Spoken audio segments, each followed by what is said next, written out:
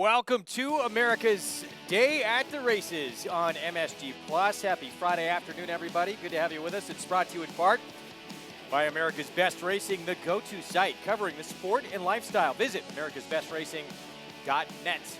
Today, Greg Wolf alongside four-time Major League All-Star Paul LoDuca, New York Racing Association handicapper Andy Serling, and we get into a very big race early on in here with the Bertram F. Bongard 7 furlongs for 2-year-olds in here, and a couple of horses who ran lights out at Saratoga. Yeah, Munaki, the 3 in here, won first time out by 10, but it's given away a little bit of experience to the outside horse, the 4 in here, right outside of him, City Man here, Andy, and it's got 2 wins. What gives here? No, I don't know. That's a really good question. I mean, we saw this the other day, and there was the upset in what looks sort of like a 2-horse race on paper, and the female version, the Joseph Jimma. But I agree, they look like the 2 on paper, and they look like particularly nice racehorses.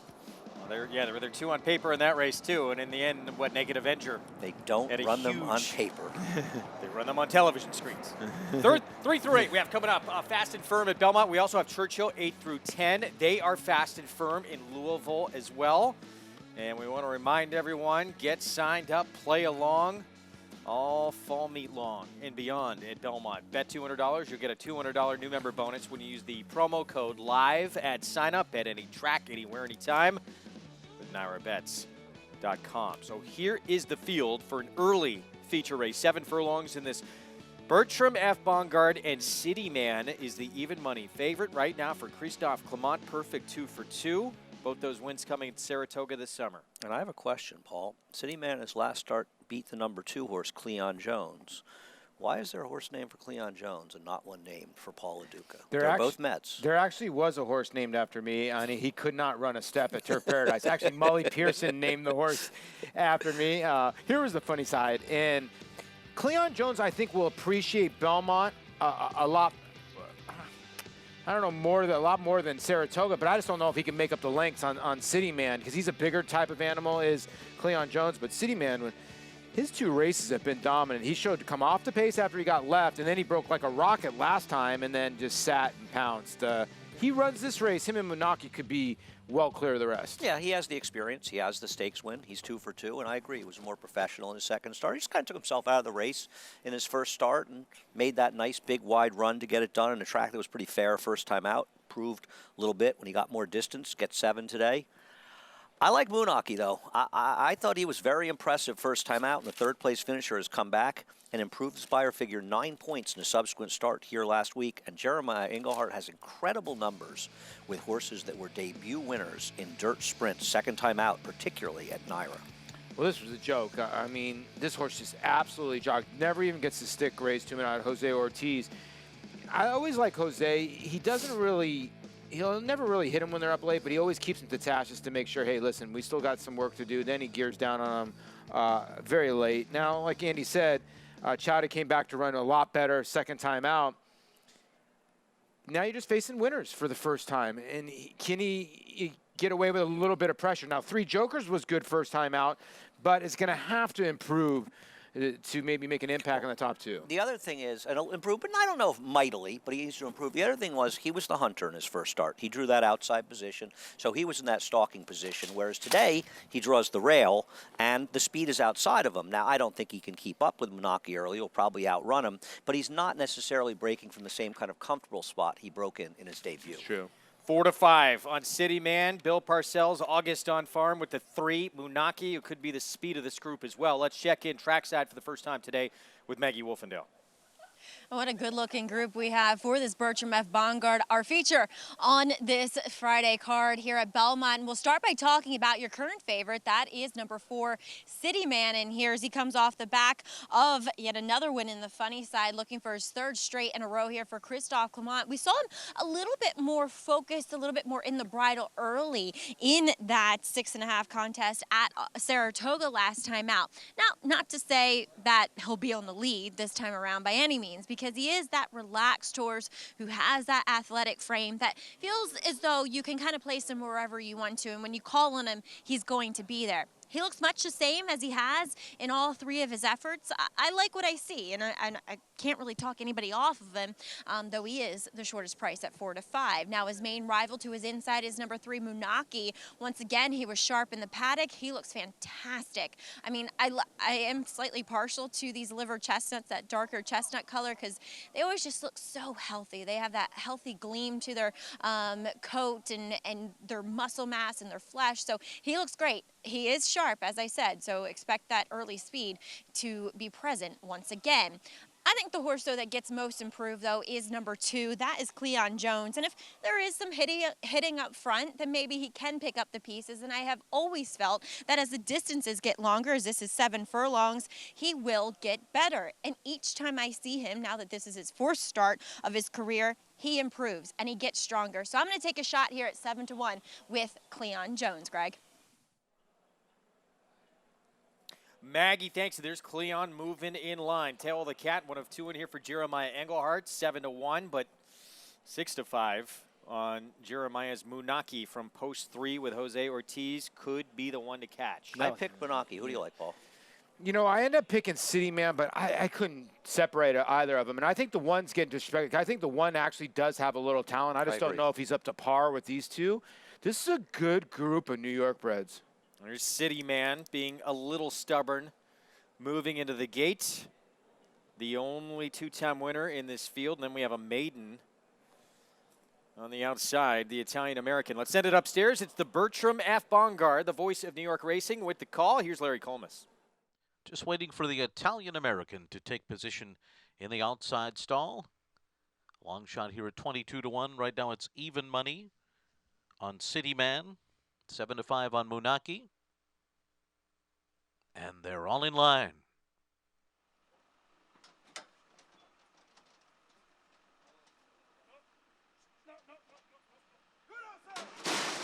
They're off in the Bertram F. Bongard, and Munaki did not have a good start. He broke last.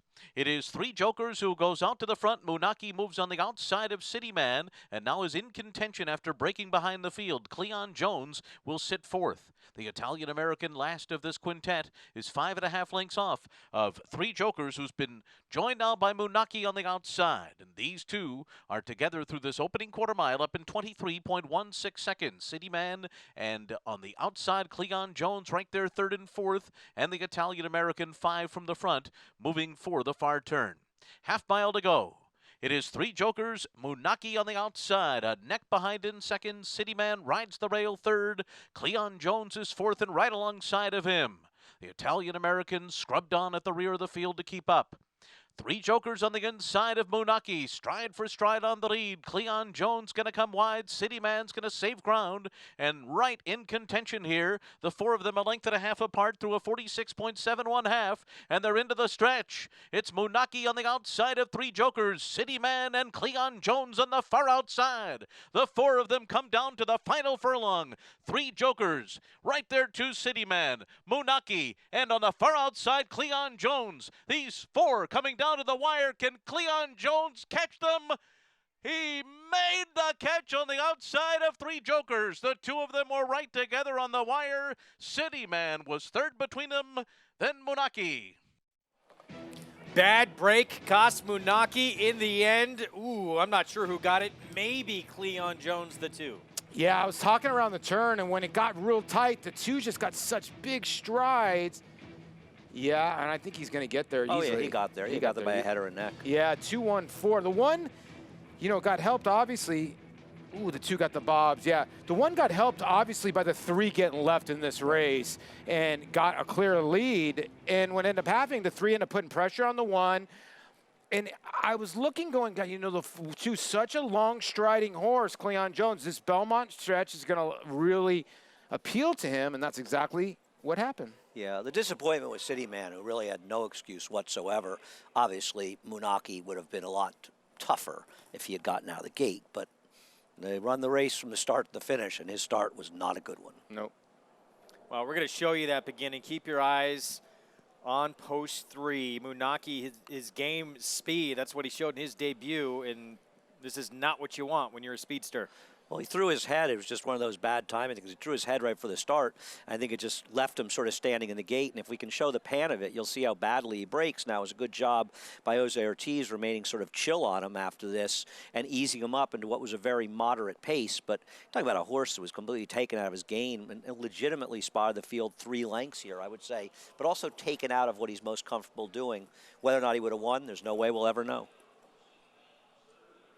In the end, it's Cleon Jones at 6-1, turning the tables on City Man. 3 jokers, winds up second. City Man, even money favorite, third, and Munaki fourth. So Son of Tail of the Cat becomes a multiple winner. So a little good luck, little bad luck for Jeremiah Engelhardt. His Munaki does not get out well, but in the end, for the same barn, the stablemate Cleon Jones steps up. Yeah, and for all you Met fans, Cleon Jones, guess what his number was?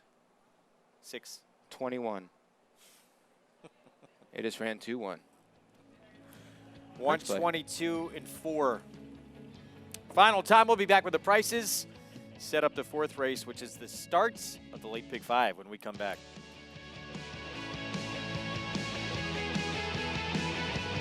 You know, I think Runhappy has a lot of things going for him. Obviously, he's been very respected, and to, you know, to give people further incentive to buy them for where they can take an offspring, run it, and if they win, they're going to get a $100,000 bonus for each Runhappy they have.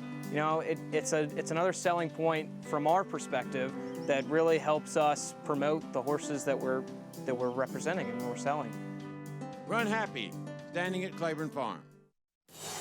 It's America's original sport, and no one covers it better than americasbestracing.net. From the sport to the lifestyle, the best races, horses, and destination venues, cocktails, gambling, fashion, and more. americasbestracing.net is a sport for you. Live it, love it, bet it.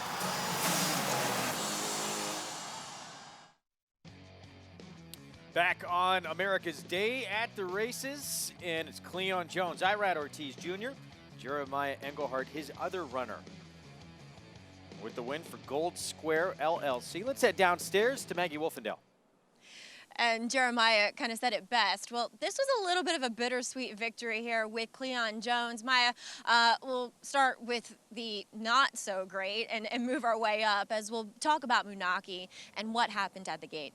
It just looked like he got his head in the air right when they opened up the gate, which didn't get him off to the best start. And Jose probably he said he had to use him just a little bit too much early on to make it an honest pace. So, that's part of the game sometimes. You got to have every facet go right, and hopefully he comes back and lives to run another day.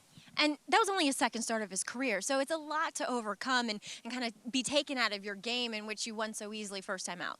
Yeah, and for me too, it was a little quick back, but I thought that, doing this race, 7/8 of a mile and then coming back into the Stallion Stake in December would be ideal for him. And, as far as giving him enough time, so, hopefully after this race we can give him the right time and get him into that race in December. Now in his 4th start, Cleon Jones, though, picks up his 2nd win of his career and one that has gradually progressed as the distances got longer. The 7 furlongs, well, he needed every bit of it, but he does feel like one that the more ground he gets to cover, the better he may become. Yeah, we haven't been able to really run him his distance yet. I told Irad, he's going to have to ride him the whole way because that's, going 6.5, 7/8, that's basically what you have to do. And I worked these two together, I think it was 2 weeks ago, and you would have never known that this would have been the order of finish. Really? So it's just, they're babies, so every step of the way it's hopefully a positive progression. And always a learning curve. Well, congratulations, though, with Cleon Jones. Will we see him back possibly on a New York Showcase Day in the Sleepy Hollow? Yeah, that would be the plan right now. Going a mile. Excellent. Jeremiah, congratulations, though. Thank you very much. All right. Well, Jeremiah Engelhardt, he does get the win, though, with the bigger price. Cleon Jones here in this Bertram F. Bongard. Greg? He has just dominated with his 2-year-olds all summer long at Saratoga and continuing now into the fall with the Colts. I believe he was, I want to say 8 for 13 with his 2-year-old fillies. Yeah. Wouldn't surprise me. He was incredible. It's funny, Todd Pletcher won with some 2-year-olds late. Chad Brown didn't have as many, but Jeremiah did. You can earn a $10 bonus just for betting. Oh, Showdown contest, excuse me. Showdown is back. I was getting my promos mixed up. You can get involved. Again, it's been gone for a little while. We're all glad to see it back. Free online contest. You're not risking any of your own money.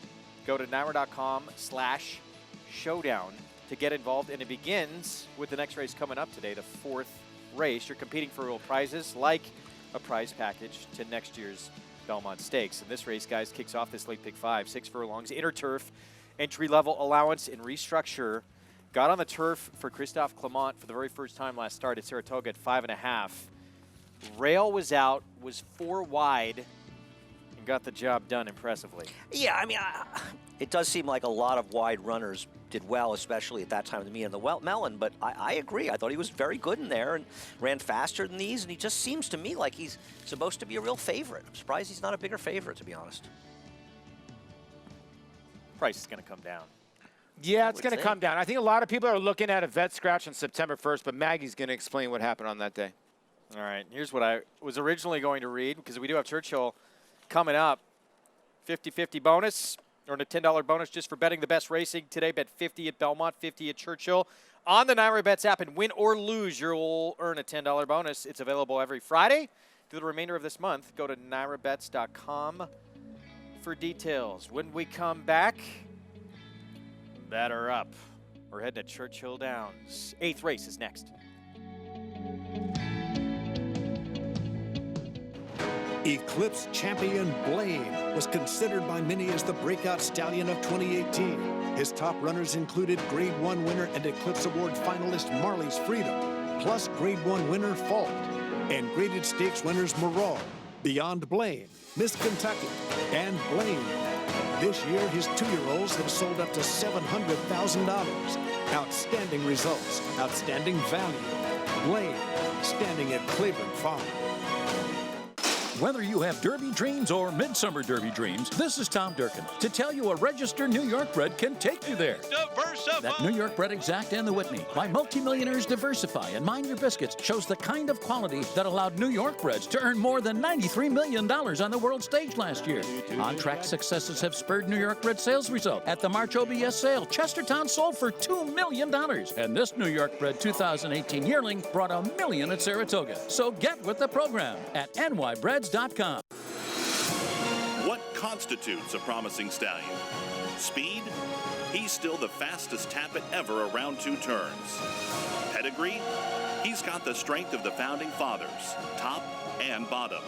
And he's passing that strength on. With 2 graded stakes winners and 3 TDN rising stars from his first crop, he's one of the leading freshman sires in the country. Constitution.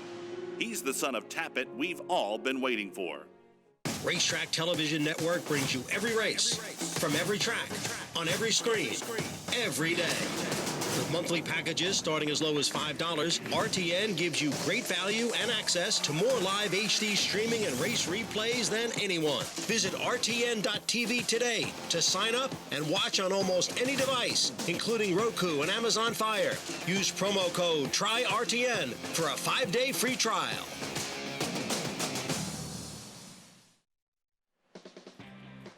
Back on America's Day at the Races, our show brought to you in part each and every day by Claiborne Farm. 100 years doing the usual, unusually well.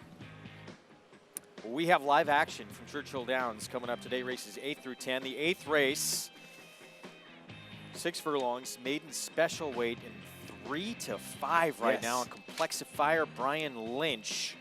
Start number 3. I hate to be a chalk-eating weasel, but this one looks pretty good. Yeah, unless there's a so, good first-time starter in here, and there's nothing jumping out in pedigree off the page. I mean, was second to one of the most impressive 2-year-old winners of Saratoga Meet and tapped to win on Travers Day. That one looks very good, and so does Complexifier in this field. My long shot would be the 8, and the only reason why is, Steve Aspen tried to get this horse on the turf, did not run well on an off-the-turf event, but had a ton of trouble. Now put Santana aboard as main man and goes back on the dirt, not on the turf. So maybe at 19 to 1. Wow, 18 to 1. There's a 3 to 5 shot. I would take a little bit of a flyer on that horse. My long shot would be the homebred for Samantha Siegel, Last Chance at Glory. There's a half to a couple horses that could run a little bit, just take a flyer with that one and a pedigree to be second best. But the ones that ran really, Big Man Can, the 5, is the only one that did any running in these races. The 12 actually ran okay at Indiana Downs, and then Larry goes to his main guy, and Gabriel. I mean, I know it's an Indiana Downs number, but at least the horse ran okay. I guess. I mean, it's Larry Jones, so I wouldn't be surprised if he improved 20 points at the drop of a hat.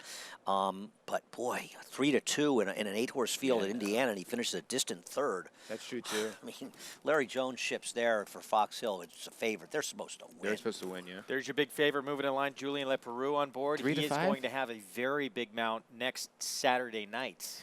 Yes, he is. He's actually going to ride Omaha Beach. Very surprising. Well, Mike Smith's got to be here for Midnight Bisou. But it'll be in the ACAC. Would he be able to make that flight? No, I don't think he'd be able to.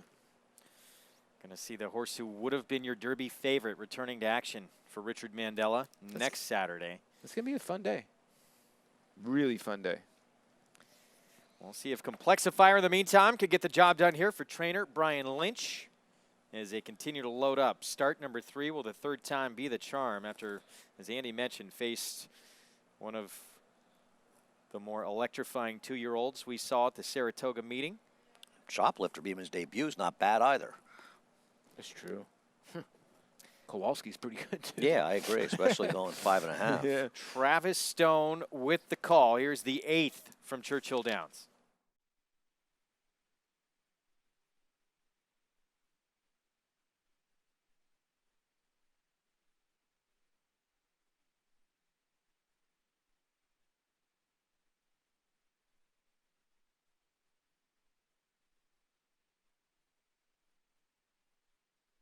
Midnight Joestar behind the gate as well.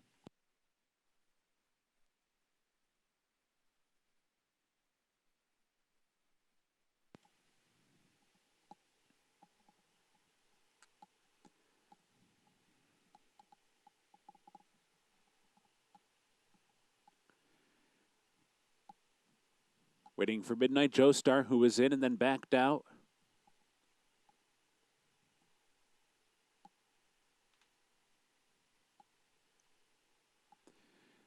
They're in the gate. And they're off. Gold Street from mid-pack. Dawn's early light on the outside. Complexifier is there. Down to the inside, Big Man Can is racing up 4th, 3rd, and challenging for 2nd now. Liam's Legend advancing inside from 5th. And then it's Court Sky Racing in 6th. Race Driver is 7th. Last Chance at Glory is 8th. Skyride on the move inside 9th by 4. Don's Bourbon all the way back in 10th at a Jupe Star. And at the back is Midnight Joestar, 12 lengths behind. Out of the far turn run, Big Man Can and Gold Street head and head for the lead. And to their outside, Don's Early Light is hovering 3 wide while 3rd.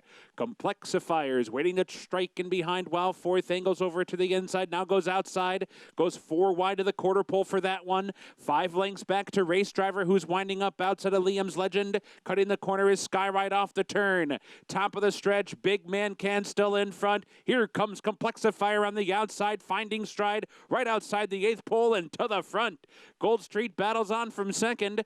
Farther back, Race Driver's a little bit green on the outside, trying to get up into 3rd, but at the 16th pole, it is Complexifier. Clear by 2.5, and the winner. Gold Street was 2nd, Big Man Can was 3rd, and Race Driver 4th. Complexifier, 3rd time. The charm gets it done. Maiden breaking score for Brian Lynch. He was much the best in here, sat a perfect trip. Julien Leperoux sitting chilly like he likes to do, getting it done. A great call by you, Paul. Great call with the Gold Street, 18-1 for 2nd. Probably a nice enough exacta. Yeah, your cold number for you. Yeah, 11 was running on late there in the middle. You see the 5, Big Man Can, I think checked in 3rd. It just shows you horses with experience. They ran 1, 2, 3. All right, we got the late pick 5 coming up here back at Belmont for the 4th 6 furlongs inner turf first allowance condition. Let's get a paddock report and go to Maggie Wolfendale. And as they're on the walking ring here, we'll check in with number 7, Restructure, who found a home in taking down and breaking her maiden last time out, first time on the turf up at Saratoga. And I do have to thank Andy and Paul for alerting me to the fact that she was a late scratch back on the 1st of September. And I talked to Christophe Clement, and he had said that she was shod the morning of and just came up a bit footsore after being shot. It happens, but she looks fantastic here in the paddock about 2 weeks later, as her coat is resplendent. She looks even stronger behind the saddle, and she was one of those horses where I was kind of kicking myself because I watched her warm up and she moved like a turf horse, despite not having that much pedigree. So she looks pretty strong here. She'll face winners for the first time. Now, number 3 is Zalia for Bill Mott. Takes over training for this one from Brad Cox, and she broke her maiden first time out at Kentucky Downs, going 6.5. And watching that replay, you try to gather, you try to gauge their size and how they look physically, and she looked like a very small, compact type. So by my estimation, looking at her here in the paddock, she's grown quite a bit. She's gotten taller, maybe a little bit more longer in that frame, more athletic. She comes back and looking fit and ready to go. So I like the 6 furlongs here at Belmont. I think it suits her. I think she could be very dangerous here, Greg. Maggie, thank you. Yeah, I agree. I think there's a lot to like with Zelia. Now with Bill Mott, as we take a look at Paul LoDuca's late pick 5 singling here. I have to take a shot somewhere. This is a tough card. So I singled here with restructure. So good things for Maggie. That's why I texted her this morning. I wanted to know what the scratch was about, because this horse was giant first time on the turf. 2, 4, 5, 7. 1, 2, 3, 7, Royal Flag in race number 6. That was another horse that I thought maybe, but the rail scares me a little bit. But that pedigree and the work tab is dynamite for Chad Brown. I thought you only needed 2 horses in race number 7, the entry, and then the 3, Noble Indy. Race number 8 is where it gets tricky. 1, 3, 12, how to cut it down. The 12's a must use. I thought the 1, Lorenzen, was sneaky. And the 3, Noble Emotion, made a middle move and now cuts back. I know the cutback usually doesn't work here at Belmont, but I like this horse a tiny bit on the cutback. But race number 8, I could see anybody winning that race. Post parade coming up. Approaching the 6-minute mark to post. Again, the late pick 5 starts here, 87,000 plus in the pool. And here's Zelia, so she will get the rail with all the scratches in here. This is her 3-year-old debut. She won first time out, sprinting at Kentucky Downs by 4+ lengths. Yeah, I think there must be a story on this horse, whether she's working well or not, because I know you like her, but Greg, I don't see on paper how she's 3-1. Jimmy Bags, 9-2, has actually been a vet scratch twice. Yeah, when she's run well on the turf, she's been the beneficiary of very good circumstances. Not that she's impossible. Forgotten Hero could be lone speed in this race. Puts the blinkers on. This horse has got a 2-year-old number that she ran dynamite with Mike Leslie aboard. Dylan Davis will be aboard in these Mission Impossibles. They like the turf. 12-1 with Dylan aboard for John Toscano Jr. Here's restructure, Christophe Clement. Yeah, I mean, this is a horse to me who's supposed to be favored. How he's right now the same price as the 3 is sort of unimaginable looking at the PPs. But he ran well to break his maiden, and he's just a logical horse to beat. Get Mother a Rose, 7-2, coming out of a very productive race. This horse is very sharp. The last 2 races at Belmont has resulted in back-to-back W's against a little bit lesser, but definitely a player in here. Science Fiction, 9-1, Manny Franco, Rob Atris. This is a horse that does have some speed and may be able to, I guess, go with Forgotten Hero. I think these are the 2 horses, the 6 and the 10 with the pace. And this horse cut back to sprinting on the turf for the first time in her career last start, and she was running late. Yeah, it was a race where the pace held together, but it was a very weak race.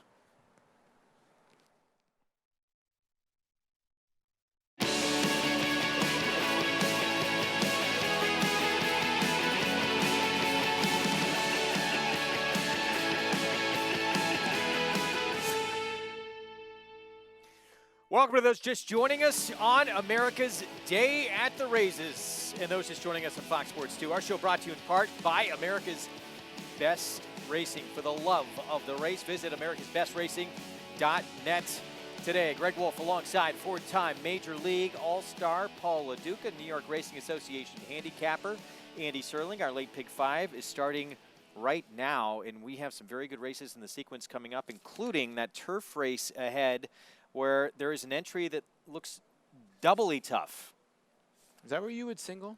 in the seventh race? Would Yeah, you I would single the Noble. I would single Noble Indy if I had to single. you'd single Oh, Noble so you Indy? would not the entry? You take a shot. Yeah, well, against Noble entry. Indy's a Okay. morning line favorite. So, I mean, I think the entry's one horse that can't run and one horse that hasn't won in 2 He hasn't years won in that 2 can win years, yeah. projected. But Noble Indy has quite a pace advantage. I mean, I'm not going to be shocked when projected wins, but if I had to single, I would single Noble. Yeah, I've been behind LeCullen the last couple times. LeCullen's turned out to be a nice horse. Guido, a lot of good horses that Noble Indy's been behind. And here's the other thing.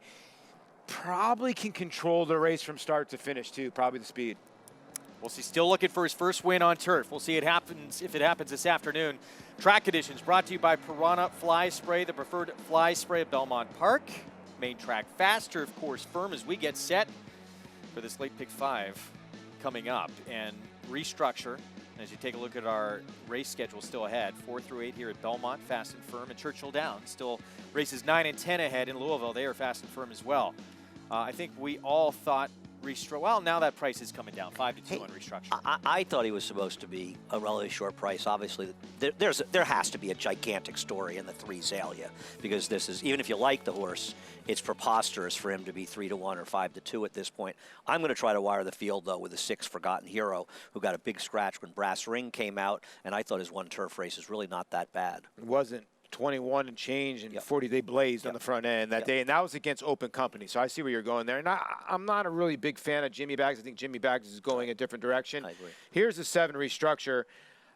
When you look at the last race, it's impressive because the horse was in this position the whole way around, about 3 or 4 wide, and you're thinking, okay, these type of races, horses turn up empty when they're 3 or 4 wide the whole way. He did not. Now, if you look at his stride, he looks like a horse that's going to love Belmont, and he looks like he's going to like the 6 furlongs. But, again, I don't know if he's going to win this race being ridden the way he was ridden that day, wide the whole way. He's going to have to save some ground against this group.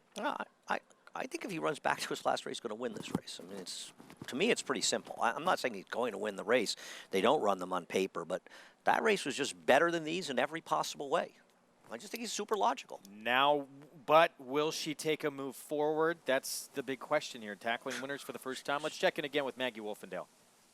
My answer will be yes. I think restructure is going to be very tough in here. And kind of when she got out on track too, just looking at her relative to the rest of the field, she's bigger and stronger than most of them. Though I think her main foe could possibly be the comeback kid, and that's number 3, Zalia, who is taking a lot of money here for Bill Mott off that trainer change and making her 3-year-old debut.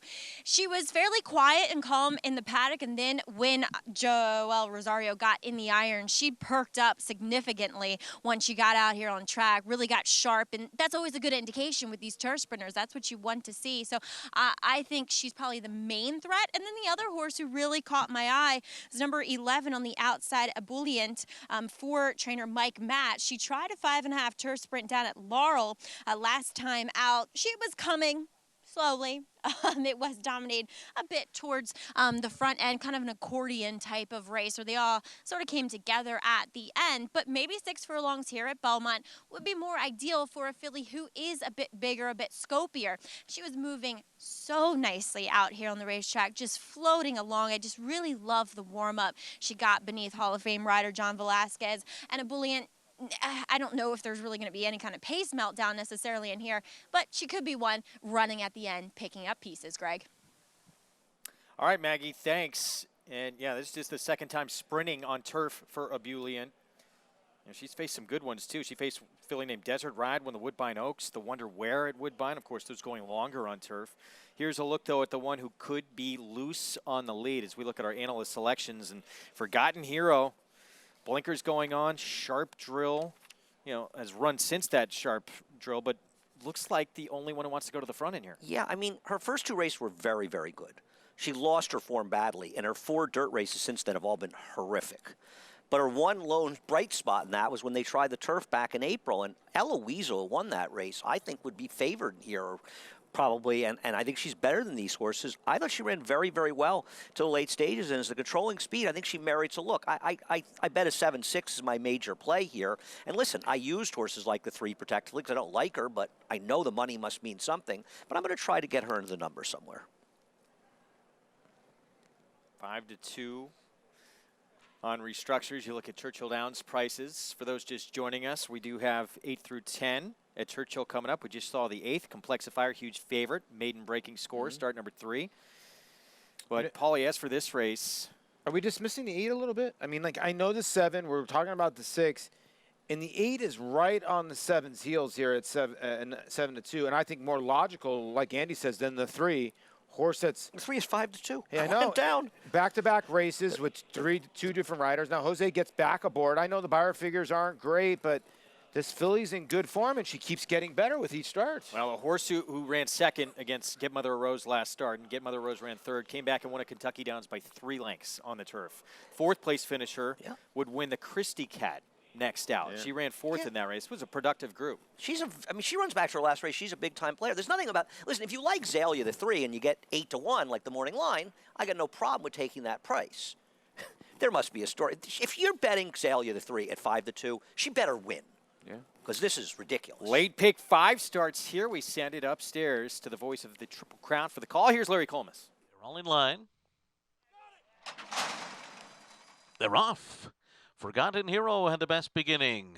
Get Mother Rose away second. Science Fiction is third early. Restructure is away running in 4th. Zalia 5th on the inside. 6 lengths off the lead. Then a Brilliant and Jimmy Bags up the backstretch. Forgotten Hero out there winging. Opening up a 3.5, a 4-length lead up the backstretch. In the clear early, Science Fiction is second by 2. Get Mother Rose third. Restructure is 4th, a good 9 lengths from the front as they scatter into the far turn, and being pulled up at the rear of the field is Jimmy Bags. Jimmy Bags has been pulled up out of the race here. A 21.7 opening quarter mile for Forgotten Hero, who's opened up 5 lengths on Science Fiction and Get Mother Rose. Break of another 3 lengths to Restructure. And then it's Zalia to the inside of Brilliant. And they're into the stretch, and it is still Forgotten Hero, but the strides are shortening, and here comes Get Mother Rose right on by with Science Fiction storming into second. Restructure is finishing well. Zalia's next, and a Brilliant. It's Get Mother Rose on top with a 16th to go, and Get Mother Rose is going to be a clear-cut winner here, coming under the wire by about 4 lengths in the end, tight for second. It was Zalia inside of Restructure, and a Brilliant was 4th. Get Mother Rose runs down the lone speedster, and here Forgotten Hero winds up going off as the second choice on the board at 5-2. Well, you delineated a perfect story of why you liked her, or why she should be a horse to beat in this race, when you were mentioning, Greg, one horse after another that came out of her last race that ran really well, and it turned out to be true. She absolutely buried the field. I got a thrill, by the way, at 28-1 with my 6. Yeah, the horse went really fast early. What a time, 107-2. Turf is pretty firm. We have any rain and the 10 sort of lugged out a tiny bit and impeded the 3, who actually, I think, outdueled the 7 here for second. Yeah, the 7 did not run well in here with Restructure. No. I mean, not that anyone was being the 8, but she was very disappointing in here. I mean, I don't know that anybody did any real running behind the winner. Looks like she winds up 3rd. Yeah, the 3, I think, got second. Get Mother Rose, 3rd win on turf. Tom Bush Barn, Jose Ortiz, and she has now won 3 of her last 4 starts. That's 2 wins for Tom this week, too. He won the last race here on Wednesday, right? On Wednesday. Now Jose Ortiz is 2 for 2 on this filly. She has really improved. You know, you look at her. She broke her maiden for a maiden 40, but it wasn't a particularly special performance. And she won that race at Belmont. But she ran, her best race was that last race, and then this race. I mean, she looked good. We're seeing, just on our show, we're seeing a lot of Get Stormies win the last few days. I know, right? Yeah. You know what? The other part about this, too, you got to give Tom Bush credit. If you look back at her other races, I think she just wanted to go to the front end, If you've seen lately when they gave her the layoff, he's been able to settle her a little bit, and maybe that's been the key, definitely. You look at that stakes horse of Tom Bush's that we saw that ran in the poker earlier this year. Yeah. That horse had started out and didn't look like anything. It just got progressively better and better. I think it's one of Tom's strengths, patience and give him a chance to develop. And this horse has really come along extremely well for him. Winning trainer, Tom Bush. Picture time again with this filly by Get Stormy for the 3rd time in the last 4 outings. She's on quite a roll right now. Again, 5-2, second choice on the board as we are underway with a favorite defeated in the first leg of the late pick 5. We'll be back with the prices. Right after this, we'll set the stage for the late pick 4 coming up when we return on America's Day at the Races. What I like best about Runhappy is he showed so much brilliance to win the grade 1s that he won, different racetracks, and he was competing against the best horses that made it look easy. When I first heard about the bonus, I thought it was good for everybody, buyer or seller, gets everybody on the same page, that there's a lot of enthusiasm with the horse already, and I think that just helps add to it. I think these Runhappies, the public already wants to like them. That's a great thing, and I think that's a little icing on the cake for the whole deal. Runhappy, standing at Claiborne Farm.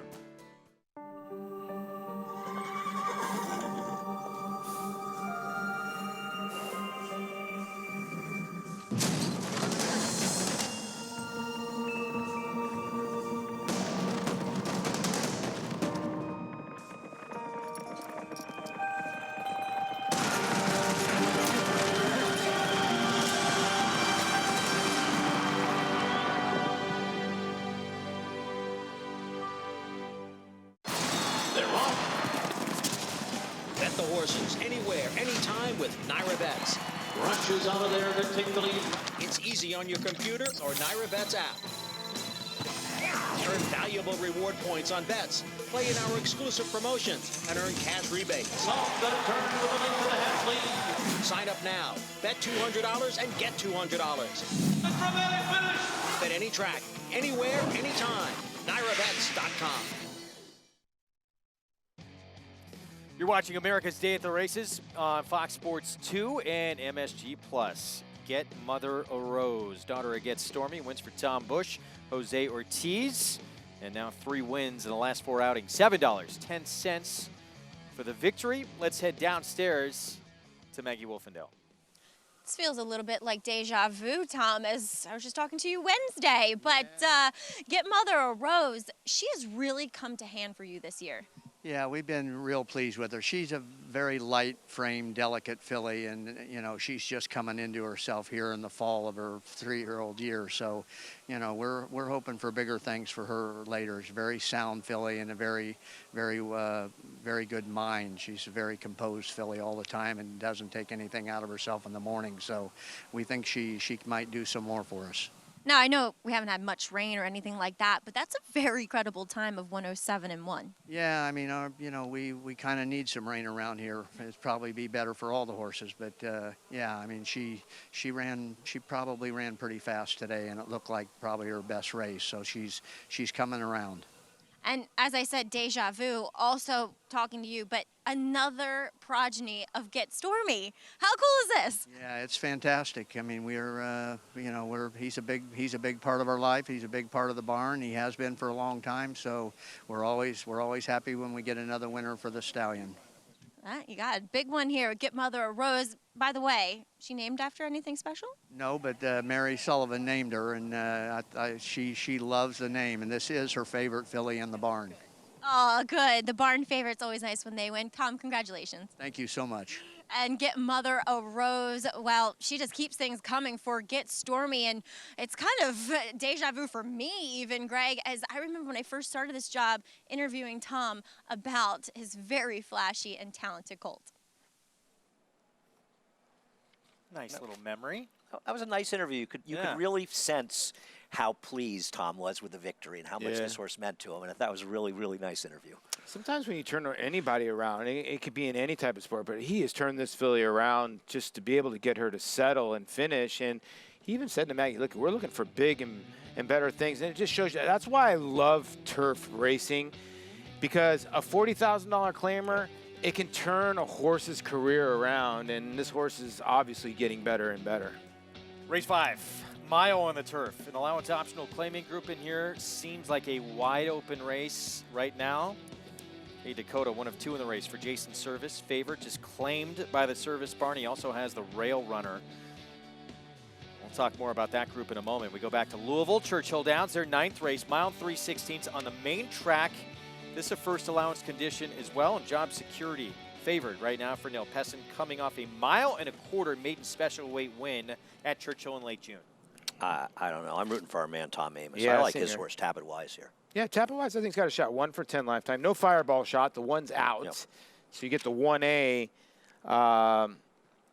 Clayton the Lionheart, who's been in very good form. I mean, this horse won back-to-back races at Saratoga, and it seems like the Saratoga races have transferred everywhere. They usually do. But did he wake up at Saratoga? And can he bring that form back That's to Churchill? true, too. He really woke up there. He ran over the Churchill. He's never run over a fast Churchill ground, so we'll see what happens today. I thought the race was 3, 1A, and 8.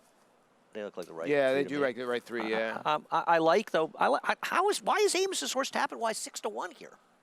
He doesn't look 6-1 on paper, does he? No, because I think he'll show more speed today. I don't know. It's a good question. Yeah, I don't think he'll be far off it. Post parade, and here's the remaining half of the entry, and this is Clayton the Lionheart, breaks 4th from the outside with Julian Lake Peru. Yeah, as you say, came alive at Saratoga. Can he bring that form to Churchill? Back-to-back wins at the Spa this summer. Here's Verve's Humor, gets the rail for Dallas Stewart. Took the blinkers off last time. It didn't work. This horse hasn't won since April at Oaklawn. 6-1 on Tom Amos's runner. Here is Tapit Wise with David Cohen. I think with a race, it doesn't have a lot of pace. As Paul was suggesting, it brings him into the race much more, and I think it'll help a horse who looks like a major contender of his 2 races at Saratoga. 6-1 on Morning Social. Brian Hernandez Jr. You know, this is an interesting runner because he's really only run 1 race over a fast racetrack, and that was 7 furlongs at Keeneland. But his races going around 2 turns are good, so I think he's a wild card in here. It's the son of Curlin. Seek the Peak for Brendan Walsh. Yeah, this horse looks overmatched to me, at least on the dirt, based on his races. Mozone, 7-1, ran on turf and won last start at Saratoga. Now going to try dirt, and, you know, he does have a win over the Churchill Downs dirt, going a mile and a 16th. Now he's got to go a mile and 3/16. Job Security, this is our 2-1 favorite in here, son of Distorted Humor. Everybody in the world looking for Job Security. 2-1, Adam Beskiza. And this horse was dominant last time at a mile and a quarter. Even wide receivers. 7-2 on Eskin for it. Steve Margolis. Is over bet because he's running a couple of straight stake races. A horse who broke his maiden in a maiden 20 claimer. And rider change, it's Tyler Bays on the 10 long gray line for Tom Vance. Not the worst 38-1 shot you will see. This horse put blinkers back on and did not run bad at Colonial Downs. Best effort in a long time. So give the 10 a little bit of a look. 5 minutes of post in that 9th at Churchill. Still to come, Louisiana Derby winner is a 3-year-old on the Triple Crown Trail. Can Noble Indy earn his first victory on turf in today's 7th? Well, projected, that's the one to beat, although his recent form leaves plenty to be desired. We'll be back. Stay with us.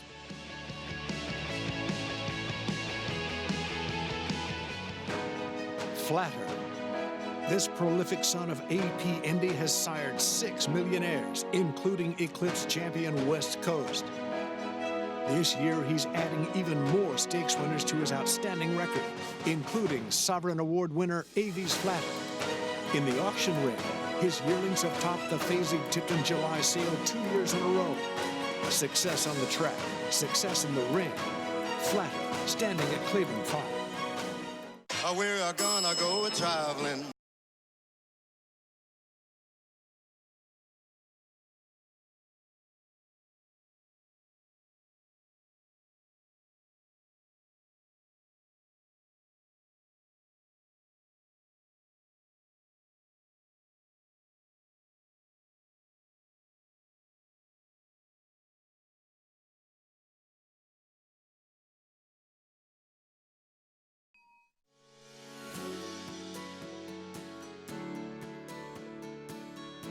Runhappy was a really nice racehorse. The biggest attribute that I see about him is the way he stamps his foals. You know, they got big, pretty walks on them. They got good hips and shoulders. Very pretty to look at. And, you know, a real strong hind leg. You know, everything that you're looking for as a racehorse. You know, that's what impresses me. Runhappy, standing at Claiborne Farm. Coming on strong. Minute to stardom. On top, coming down to the final 16th, opening up a 2-length lead. My love for you. Wild About Star, shining big here in Berry 1. Oh, why did I wrong? Testing, 1-2. The Star Guitar filly leads Champagne Diva close to home. It's testing, 1-2. Feel my love for you. Coming on strong.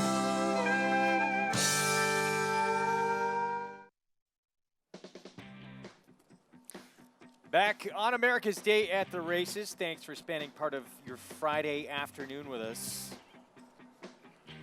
It's a beautiful day and Really should be gorgeous weather all through the weekend, actually. We have a lot of stakes action coming up here at Belmont Park. It's going to be fun. Yeah, great week of racing. I mean, the weather's supposed to be great at least through next weekend. We got all the big stakes next week. Come visit us at Belmont. Come on out. You'll regret it if you don't make it out and see us. It's just nice out here. Although that hurts ratings if they come and watch live. That's okay. They can come up here and do an autograph signing. Mile on the Turf coming up in this 5th race here. And there's one of the 2 Jason Service runners in this field. This is Hey Dakota. Just claimed out of a 45 claiming event out at Saratoga. Ran 5th, beaten favorite that day at 3-1. This is the old Jason Service factor, right? You know, Jason Service claimed it, moves him up. He has races, by the way, that can make him a contender from a speed figure standpoint anyway. He was wide in his last race. I'll give him a bit of a trip pass for that. Jason Service has these incredible numbers, and we've talked about this with turf sprinters off the claim and these great numbers. His turf routers off the claim numbers are just very ordinary. They're not bad, but they're nothing special. I can understand when people are betting him. I won't be surprised when he wins, but I'm not falling in love. And Paulie, we've been talking about this a little bit off air. We've seen a lot of his short price favorites, heavily short price favorites, get beat of late. Yeah, of late, 4 to 5, 1 to 5, 4 to 5, the last 3 that have run. Yep. But I don't know if we put any credence into these 2 runners. We'll see what happens today. But this horse on the screen, I thought was the horse to beat, Dream Friend. Well, the thing about Dream Friend is, I'm not knocking what he's done because he's obviously run well in his 3 turf races. However, he's also been able to set very moderate paces in all 3 of those races. In this race, he's facing serious speed from the 1 Leotone, but 10, also the 10-horse Mo Maverick. So he's going to be not in front, and he's going to be in a race with a very fast pace. Now, maybe he's just very good and he'll still win, but do you want to take a short price on those circumstances? It's going to be so much fun, though, because it is the 2 most aggressive riders, Luis Saez, Kendrick Carmouche, on the 2 speedsters. Who gets to the front? Well, you know that David Canizzo with Mo Maverick, Dave Canizzo is a trainer. We've seen what he did with Black Tide, did with this horse. He is not telling this horse to take any prisoners out there. The thing that you got to love, and I know they're going in at Churchill, Dream Friend's best race, 133.109, when the racetrack was very fast. We just saw those horses go 107, so the track might be playing towards Dream's Friend. Meanwhile, loading at Churchill, and it is Clayton the Lionheart, the remaining half of the entry, the 1A, coming off back-to-back wins at Saratoga for Phil Bauer, who is the favorite. Julian Leperoux on board, son of Declaration of War. Let's send it out to Travis Stone. Here's the call, race 9, mile and 3/16 from Churchill.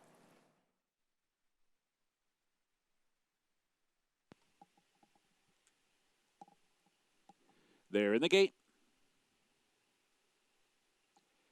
And they're off. Mozone leapt up in the air at the start. It is off near the back of the pack. Good beginning for Eskinford on the far outside. Seek the Peak is showing speed 2. Morning Social comes through toward the inside to challenge for the top spot, and in fact comes on through to take over the lead. So it is Morning Social in front. 1 lap to go. Seek the Peak running in second. Eskinford is third. Tap It Wise advancing inside from fourth. Job Security a little bit wide into the turn from fifth. Clayton the Lionheart in behind horses racing in sixth. Long Gray Line 4 wide seventh. Verve's Humor, and at the back is Mozone. And up top, it is Morning Social heading for the backstretch run. In front of length and a half. Seek the Peak is tracking the pace from second. Eskinford is tracking that one in third, about 3 lengths off the lead. The opening quarter was 24 and 1/5 seconds, moving down the backstretch. Tap It Wise advancing up from the inside to be fourth. Job Security fifth. Clayton the Lionheart is in between horses racing sixth. Long Gray Line continues on in the clear. Then it's Verve's Humor and Mozone at the back. Morning Social now with some company for the final half mile as Seek the Peak gets closer. Half length behind in 48 and 2 for the opening half. Eskinford is moving in as well, coming with a 3 wide bid, 3 furlongs out. Job Security is picking it up from 4, 3 lengths to make up from there. Tap It Wise cruising along, 5th and down inside. Summoned up for more speed, 2.5 furlongs out. Verve's Humor's winding up farther back. Long Gray Line as they come for the top of the stretch. Eskinford with a 3 wide bid on the far outside, just like that in front. Eskinford now clear by 2, now clear by 3. Job Security trying to rally down the center of the track. Morning Social is down inside with Seek the Peak, Tap It Wise, and Mozone. Deep in the final furlong, Eskinford 3 lengths in front, 100 yards to go. Job Security up into second. Eskinford, sharp in victory, wins by 3 in the end. Job Security second. It's tight for third, Mozone or Morning Social. Gabriel Saez took a couple of peeks back once he hit the front, and there was no one come well clear. Gets the job done. Just his second win in 12 starts. We saw Maiden Claimer just win our race at Belmont impressively. Well, Source broke his maiden for $20,000 back in May at Churchill. He is a new horse. It's incredible how horses can get confidence. And Andy's right. Maiden 20, comes back, wins the starter allowance. They went to the Indiana Derby with this horse, and he lost Julian Leipert at the start. They went to the Ellis Park Derby. He did not run back, and he absolutely jogged today. We saw a horse in the last race yesterday, Greg and I at Churchill, that broke his maiden at Belterra. That turf race. At turf race by like 10 lengths for maiden 10 and then came one at Churchill. So these horses are getting confidence at lower levels and coming to Churchill and winning. Yeah, this was good. This was, yeah. I mean, you saw it in the turn. You said in the turn. The 9 is locked and loaded, and Right. he just buried this field. Tom Amos's horse had a good trip, Tappet-wise, and no horse. And Clayton the Lionheart, he may want to go back to Saratoga and hang out there for the winter. True. Back to Belmont, 8 minutes away from the 5th here coming up. Again, a mile on the turf. This is on the Widener turf course. 7-2 on Dream Friend. We were talking about the pace in here. Dream Friend likely not going to get the lead to himself, especially with Mo Maverick in here and that rail runner. Here's Dream Friend in action at Saratoga. This was a good field. I mean, the outside, there were 2 Chad Brown runners beat him, right? The one on the outside, one on the inside. Frontier Market, that thrilling win on the opener on Travers Day. And the winner, just Amorati, just didn't really handle maybe the off-going in the Baruch, but he had been training well since then. I'm not knocking the races he ran. This is just a case of likely, at least on paper, completely different race dynamics for a horse who has had extremely favorable dynamics, but has also run well with those favorable dynamics. Just tough to know. But with these 2 riders, you do know they're going to be aggressive. And I can't imagine that you're not going to see Leotone going in the inside with Jose Lezcano. Yeah. So here is Leotone. He looks like he's supposed to be a speed as well. And I'll tell you something, his turf race, 2 back for Jason Service, he was involved in a very fast pace duel, and he probably ran the best race. Here's Dream Friend, Luis Saez back aboard for John Terranova. Yeah, I think the cutback to the mile, you see the Eric Fine Silks, the cutback to the mile is going to help this horse. And I'm not convinced he needs the lead. I just think he might be faster than these. Find out today. Taking Yeah, we'll the find out biggest today. drop in class of anybody in the field coming out of a grade 2. Here's 91 Assault, Tom Morley. Yeah, he's second off a layoff for Tom Morley in a pretty tough spot. CC Ryder, 701, Mike Matz and John Velasquez. You know, he had a good trip 2 back in the Dream Friend race, and then he came into Colonial and almost won that race with Daniel Centeno on board. Now you get Johnny V. Maybe a look at 7-1. This would be a tough spot here for the 5 off the bench since October 6th for Bill Mott. And while he's done okay shorter, he's best going longer. So while he could run okay, it feels like at least a half a prep for a longer distance race. The more highly regarded of the Jason Service runners, and this is the one he just claimed last out at Saratoga. Yeah, I mean, you see him being aggressive, moving him up off the claim is probably a good sign. And he's another one that Jason Service put speed into him, so I don't think he's going to be that far out of it. Mo Maverick.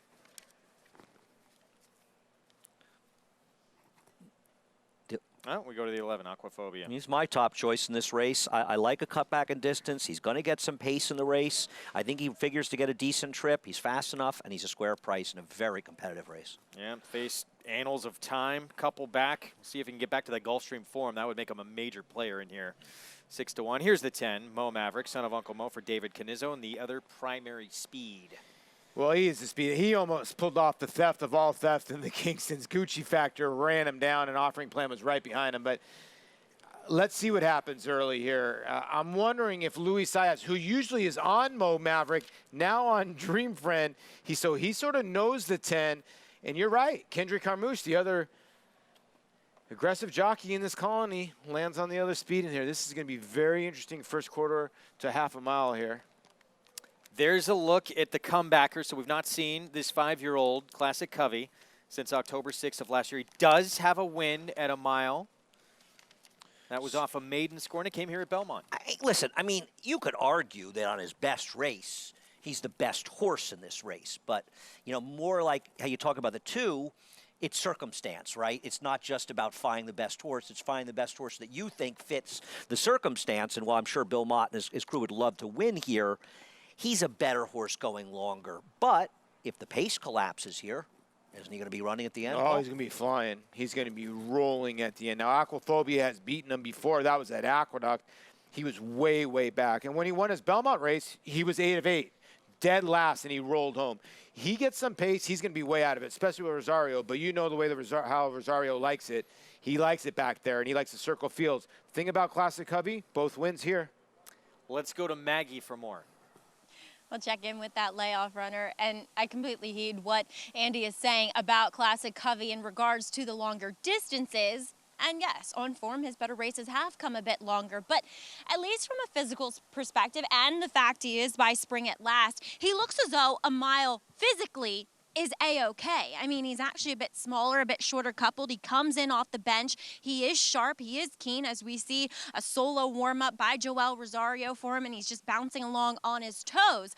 The only complaint I have is that he just could look a little stronger in his hind end, and that comes with racing. So while on the turf it doesn't quite matter as much, to be honest, as opposed to dirt racing, it's just something that I look for. But I do think maybe this spot is okay for him off the bench. Moving on to number 4, CC Ryder, coming in from out of town. Last time at Colonial, the horses who finished first, came from way, way out of it, in which they set a pretty fast pace. I think Century came from about 15 lengths behind, which is what he likes to do, that Shug McGahee runner. But CC Ryder, he was kind of right behind it. And again, he is sharp here, going a mile. He's a big horse. You would think he'd want longer than this, but he does tend to get himself fairly revved up. He's going to have to take a step forward once again, but he has kind of, you look at his form and he's been doing that. He looks sensational out there on the racetrack with Johnny V aboard. As we'll take a look at number 7, Hey Dakota. Now, Eddie Keneally is one of those guys that his horses physically always look tremendous. I've never not liked an Eddie Keneally trainee, but now we'll go first off the claim for Jason Service. I thought last time, well, I think Javi's hand was a little bit forced. He did move a little bit early on this horse while making a wide run, whereas Our Way got that nice pocket trip and Jose was able to be very, very patient on him. Hey Dakota, though, really well conditioned. As Andy said, though, Jason Service, it's more with the sprinters that he tends to move him up a lot, but this horse just looks as though he's doing well, as he will take a little bit of a step up in class. And then Andy's pick is number 11, Aquaphobia. What a hard knocker. I mean, he's been doing his thing for quite a while now for trader Rob Falcone, who I must commend has done a really good job at keeping him in top form season to season, and just moving great out there, very free in his movement, just really striding out nicely behind too. Physically, I think he always looks good, especially this year. So if you want him, I can definitely endorse him here. Greg? Maggie, thank you. Curiously, she didn't mention the 3 at all, who I actually think has a shot in this race at a huge price. Okay. Trained by her husband. 91 assault. I'm not knocking 30-to-1 shots. No, I will never. The thing I love about this horse, the best race came here at Belmont, an 89 buyer. And even over a yielding racetrack, the horse ran an 87 buyer, his second best race. So both of his best races have come here at this racetrack, although he's run 8 times. And he's not in bad form. And I like that he had that like even effort off a layoff since May. And I can see where you're going. He's not a bad racehorse. He strikes the run right in the money. The favorite right now is the 2 at 2-to-1. We already talked about the implications and the issues with the 2, potentially getting caught in a speed duel here with the 10, also with the rail runner. And when we run this on paper, it's problems for him. Yeah, I mean, the public, though, sees a horse that's run 3 straight 90 buyers in 3 turf races, and he dropping was out of a third grade stake. 2. I mean, there's, when he wins and pays $660, we're going to look at each other and say, oh, we're just making it too complicated. No, then we'll claim credit. I actually don't agree with that. I think horse racing is so much about the way races develop. And listen, you're not always going to get it right. But on paper, this one looks so much different than any race he's ever been in, because he's been in 3 straight races where going in, you knew there was no speed. And now he's going in where there's 2 other legitimate speeds in the race, and it's hard for the pace not to be much faster. So even if he's in front, he's going to have to be moving much faster. Doesn't mean he's not going to win, but it's such different circumstance. And let's remember, 2 back, when he got the lead all to himself, he still didn't win. Right. True. No, I think that's fair. Right. And the one horse who beat him was 3 wide and out of his game, chasing the whole time, and the other horse was coming from way back. So absolutely, it had everything's own way. And while he lost to good horses, he still lost with everything his own way. The horse that's going to sit in the candy spot that we haven't mentioned much is CC Rider, the 4. And I think if people are looking back, 4 back, we're going to see Devamani in race number 7, the 2 horse. I just think CC Rider, I don't know if he's good enough, but I think he's going to get a garden trip. I know when the Grateful Dead played CC Rider, it was when I used to go to the bathroom. So that's, you know, oh, no. Yeah. It's not that bad of a song. It wasn't that good. Okay. So, I thought it was by chance. No, you purposely left during that song. The bathrooms got crowded during CC Rider at Dead shows. Wow. 9-5 now on Dream Friend. It's probably like when Paul McCartney went to the Wings. Yeah. It's kind of like the drums, Would you pay to see Andy at one of these concerts? That would I wouldn't pay to see Paul McCartney in the Wings. I saw Paul McCartney in Wings, the Garden back in the 80s. It was tremendous. Let's send it upstairs, as fascinating as this is, to Larry Collmus. They're all in line. They're off. Mo Maverick on the outside, out for the lead. Dream Friend has speed too. It's these two to dispute the pace with Hey Dakota away 3rd behind them. Then Laytoni on the inside. CC Rider came out running in 5th. 91 Assault is 6th on the inside. Aquaphobia is next by another 7 lengths. And far back at the end is Classic Covey. Up the backstretch they go, and out here winging is Mo Maverick. Kendra Carmouche and Mo Maverick have opened up 7 lengths on the field here, running a 22.35 opening quarter mile. Dream Friend is 2nd, Laytoni is 3rd on the inside. Then it's Hey Dakota, 91 Assault, and then CC Rider, and right behind them Aquaphobia. That group is bunched pretty well, and still at the back is Classic Covey, as Mo Maverick has opened up by about 9 through a 44.87 half mile.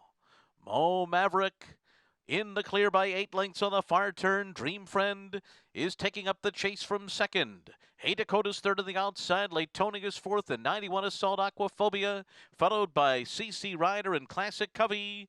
And it is Mo Maverick who will turn for home with just a 3-length lead now. 3/4 in 108.92. And here come Hey Dakota and Dream Friend, and they go right on by. Hey Dakota and Dream Friend have taken over here, and from dead last, Classic Covey is finishing on the far outside. It is Hey Dakota, though, and Hey Dakota and Arad Ortiz will do it. Dream Friend 2nd, Classic Covey got 3rd, 91 Assault was 4th. Well, that was as easy as could be for Hey Dakota, and Arad Ortiz Jr. just completely wrapped up late. Yeah, the horse just stalked and galloped here, and the money showed. I mean, on PPs, this horse obviously could never be 2-1, but Jason Service off the claim, and this one they bet, and they were right. No, they were completely right. The 2 got put in chase mode. I thought ran an actually a pretty credible race, even though the 10 went 108 and change, but always had the 2 beat. I thought fought on well. Classic Covey's the only one that really made up ground of the other horses way out of it. I agree. It's funny, and I agree with you. Dream Friend ran absolutely fine in here. It's not like he ran badly. The winner ran terrifically to win. And nobody gained any ground except for Classic Covey, but maybe the other ones were just a little bit over their heads. And your horse outran his odds, Greg, 50-1. Yeah, he did. He ran a good race. Keed him in 4th and Super with the favorites, and you're crushing it. I know that's what you did, so. Don't play supers, unfortunately. 7-2-5-3. Hey Dakota with the win. And, you should play Time Super. Time Supers are good. Some of the numbers we look at, this horse was this was expected. Yeah. They were clearly the 2 favorite. He was the favorite, I think, in the pick 5, right? Yeah. I mean, these 2 horses really did look like they were going to be forwardly placed. Hey Dakota coming out of that mile race at Saratoga didn't get the best of trips out of a bad break. And it's first time Jason Service. There was a lot going for Hey Dakota. Yep. And he had more speed today, too, off the claim. Did not go off your favorite. Winds up slight second choice. Wins for the 8th time on the turf in 28 tries. Jason Service, Arad Ortiz Jr., Mr. Amore Stable. Prices will set up the 6th when we come back. Go from Railbird to Winner's Circle. With My Racehorse, you have access to top horses and trainers, backside tours, exclusive ownership experiences, and fast payouts to your online account. With shares starting as little as $100, the Winner's Circle is waiting for you. Go to myracehorse.com or download the My Racehorse app today to join the thousands who have already started their journey as a racehorse owner. Piranha, the leader in fly control and wipe and spray products, now has premium equine grooming products. Introducing Aloe Pro Shampoo, an organic concentrate enriched with vitamins A, D, and E, and silk protein. Piranha Detangler, a dry comb-through detangling spray that conditions, moisturizes, keeping tail and mane manageable. And Shine Baby Shine, a water-based coat conditioner that leaves a show ring shine every time. Visit piranhaeat.com to see our full line of equine products, and for a limited time, use promo code NYRA to receive a 10% discount on your order. Piranha on, pests gone. It's America's original sport, and no one covers it better than americasbestracing.net. From the sport to the lifestyle, the best races, horses, and destination venues, cocktails, gambling, fashion, and more.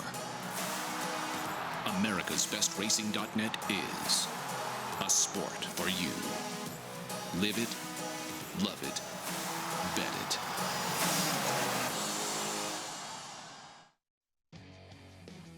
Welcome back to America's Day at the Races as Hey Dakota, first off the claim for trainer Jason Service, finds his way to the winner's circle here with winning rider Irad Ortiz, as Irad kind of set the perfect trip. They were flying out front though. Yeah, the other horse, they always, he's a speed horse, so he opened up like probably 7-8 lengths, and I just, forget about that one and try to ride my race, because if you keep looking at it, you probably just concentrate a little bit. But I mean, it was good. I got a perfect trip. I followed the other horse to beat, probably the Ranova horse, and I got a perfect trip. And when I turned for home, I was waiting for the moment, and when I asked him to run, he responded really well. So thank Jason and the owner. He do a great job always with the horses. That was your second win of the day. You took down the future in the Bertram F. Vanguard with Cleon Jones. Seems like a horse that you have to kind of keep after, but he keeps finding too. Yeah, he'd probably be better a little more longer. Trainer told me I never rode the horse. I never ride the horse before, and even in the morning. So I just followed the instruction. He told me break out of there and try to put on the clear and keeping clean face, and that's all I do. And he responded really well. He was traveling perfect going to the turn, and I was closing the same time. Said, all right, let's go. And when I asked him and he got to start moving early, but he keep coming, like you said. He keep giving me some every time I ask him. So, you keep riding so hard to the wire, and thanks God you get there on time. All right, you won't be with us here in New York tomorrow as you head down to Parks. You'll be aboard Serengeti Empress, again, a horse you have ridden, two back in the Acorn, as your brother gets off and rides Guarana once again. Now, Serengeti Empress, her main way of running is to go to the front end. Is that the plan? That's a race.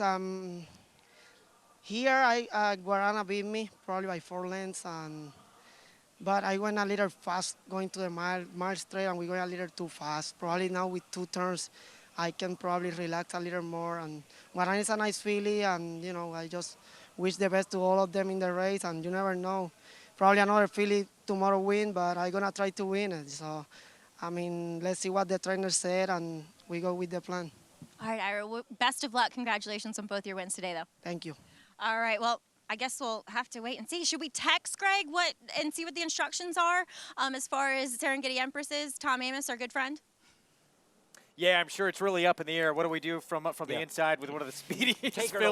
Take her to last. We know what's going down. She is quick as can be. Yeah. Can she carry that speed again against the group that she's going to face? And, Tom said, I saw him talking the other day on social media, Tom Amos, whoever wins that race among the big fillies in there becomes probably the leader in the clubhouse for year-end honors. Yeah, I would have to agree. The field's with that loaded. Yeah, and you see the pick 5 prices came in, about $788 in IRAD, talking to some fans there. And Hey Dakota, son of Haynesfield, out of a Harlan's Holiday mare, Church by the Sea. Wow, Haynesfield, I gotta say, gotta be up there at one of the best New York breds. Well, talking about Serengeti Empress, the filly who outdueled her in the test. Going to be running in the Dogwood this weekend at Churchill Downs. We will talk about Kofefe back in action and her chances, or anyone else's chances against her, I guess we should say, when we come back here on America's Day at the Races.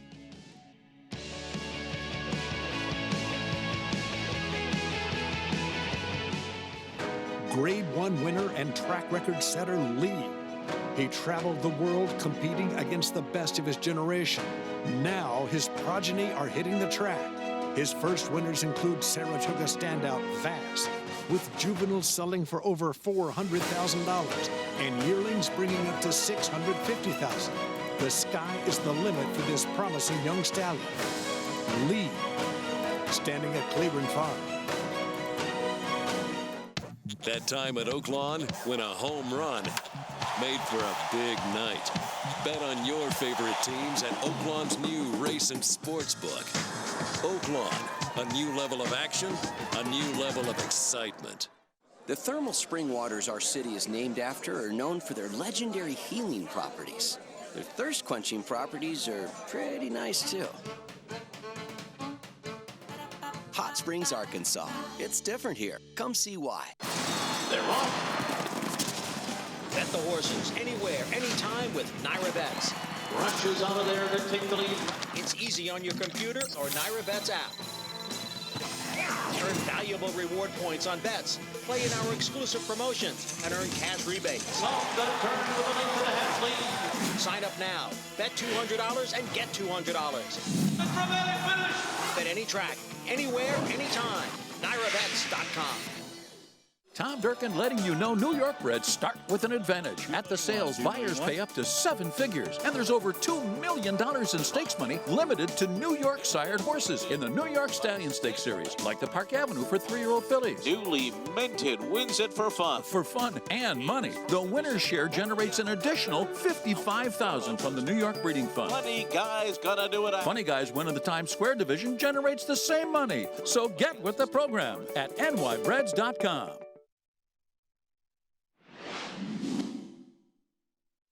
And it's Serengeti Empress and Kofefi. And the two of them hook up as they arrive at the 8th pole. Serengeti Empress digs in inside. Outside it's Kofefi. Nothing separates these two as they come to the final 16th. It is Kofefi on the outside. Serengeti Empress digs down deep at the rail. The two of them down to the wire in a test for the ages that goes to Kofefi.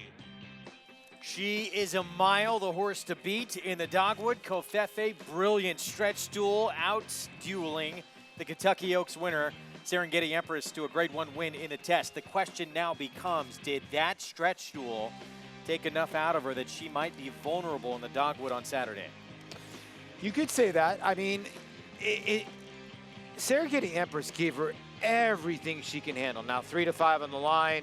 You do get a great outside draw. Take Charge, Angel, I thought it's an interesting horse in here. Maybe the horse that can maybe take it to her early, but Confefe is very, very talented. 3-5 on the morning line as she tries to make her way to the Breeders' Cup filly. I forgot how good that test was. I forgot that. It was wow, what incredible. A race. Yeah.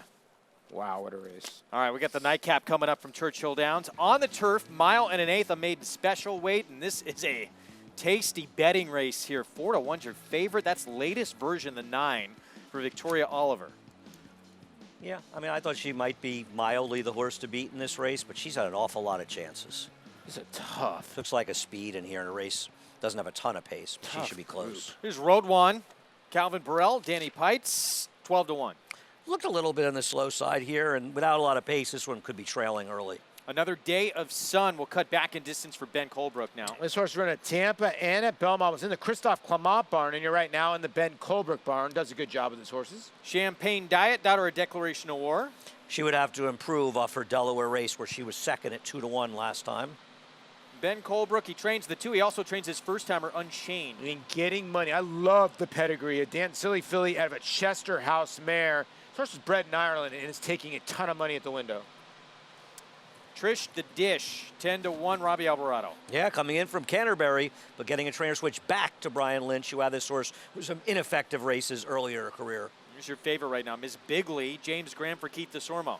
It's a horse that runs his races or her races upside down. She comes from way, way out of it. But believe it or not, on the time form pace projector, she's predicted to be the speed.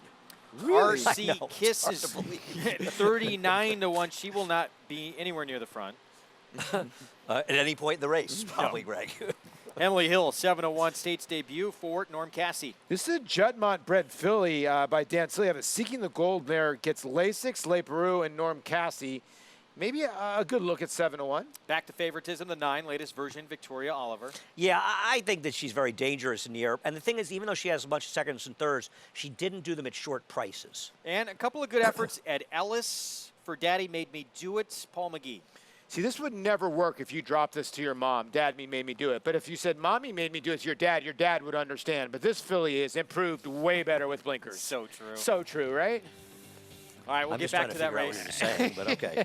I believe you. Basically, happy wife, happy life. 4 minutes away from race 10. Thank you, Greg. Appreciate that. All right, back to Belmont. Let's get a paddock report as we're 13 minutes away here from the 6th. Check in with Maggie Wolfendale. I love how you guys are talking about happy wife, happy life. Who has a wife up there? Anyway, we'll move on to this field here, maiden special weight for the older fillies and mares, 6.5 furlongs on the main track. A couple of first-time starters bookend the field here from very strong connections, including the Chad Brown barn with number 1, Royal Flag, a daughter of Candy Ride and a half to Catalina Cruiser, but also a full to another stakes winner by the name of Eagle, both of which these horses maybe a little bit better going a little bit longer, and she kind of gives me the same vibe. Although she's incredibly fit, very lean. It looks like she's run about 5 times before this, despite this being her debut. She's just kind of a little bit more of a slighter, even frame, so therefore maybe that suggests to me more ground. But I do respect the fact that Chad chooses a sprint first time out, as we'll move to the outside with number 7, Belle Court. She seems more like the sprinting variety, as she is a daughter of Street Sense, but the dam won the honorable miss, and there's definitely been some good dirt sprinters throughout the family. She's produced a few runners to boot. She's not that compact, but she's just really brawny. She's very wide and broad in her overall frame, and she's big though, and she's strong. I like her here. I think, you know, sometimes Kieran's horses, they look as though a race would be needed as far as fitness. That's not really the case here at all with Belle Court. She looks ready to go, and I only was able to watch one of her workouts on XBTV, and it was about a month, about 6 weeks ago nearly, and she just looks like a tank. I mean, she just looks as though she should have a bit of early pace as well, and just motors right along. As we'll also take a look at another one that looks like a tank. That's number 3, Comic, who chased a gate to wire winner in her debut at Saratoga, My Bronx Tale. She comes in here sharp for Rudy Brissett, and I think Rudy mentioned to me yesterday, Jimmy Toner's beaten him in all 3 efforts, as Jimmy Toner's 100%. Good thing Jimmy doesn't have one in this race here, because maybe Rudy could pick up a win here at this Belmont Fall Meet, as this filly looks ready to rock and roll in her second start. And because she is a bit of a heavier type, I'm sure racing into fitness is what she's going to ultimately need. She does look tighter, though, here at second asking, Greg. Maggie, thank you. 1-0 Maggie, by the way, with that comment. Yeah. We'll give it to her. That was a massive shot fired. Yeah, Wow, and anyway, she was dead right. But she's dead right. So, 1-0. I just want to say I didn't say I made no comment on that. I want nothing to do with I'm with her. Listen. You had a couple wives, Paul, right? Yeah. Thanks, Andy. My point is, we were trying to say... About big losers, me and Greg. Well, you're saying the truth. I'm getting up to Ross Geller. Here's Comic, 4-1.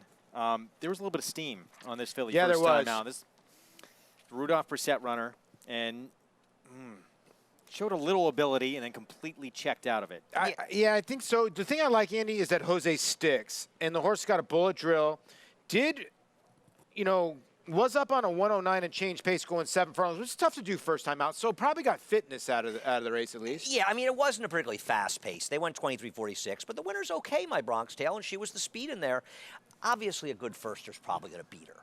But I think you have to use the dirt horse that had a little bit of form, right? What if none of the firsts are that good? And it's not like the firsters are bet off the board here, both the 1 and 7. I'll tell you what, though. I would bet the 3 over the 4 every day, all day. Me too. I don't understand why the 4 is 3-1. All right, we get back to Churchill loading up for their finale on the card. Again, 1 1/8 on the turf. Awesome race. Final analysis. Where are you going to wind up? I'm on Unchained. The money is just showing up way too much. When the money shows up on Ben Colebrook in Kentucky Tuesday Live, a ton of Rim was a good horse to dam. I like the 9 latest version, but I would certainly use your horse, the 4, Paul.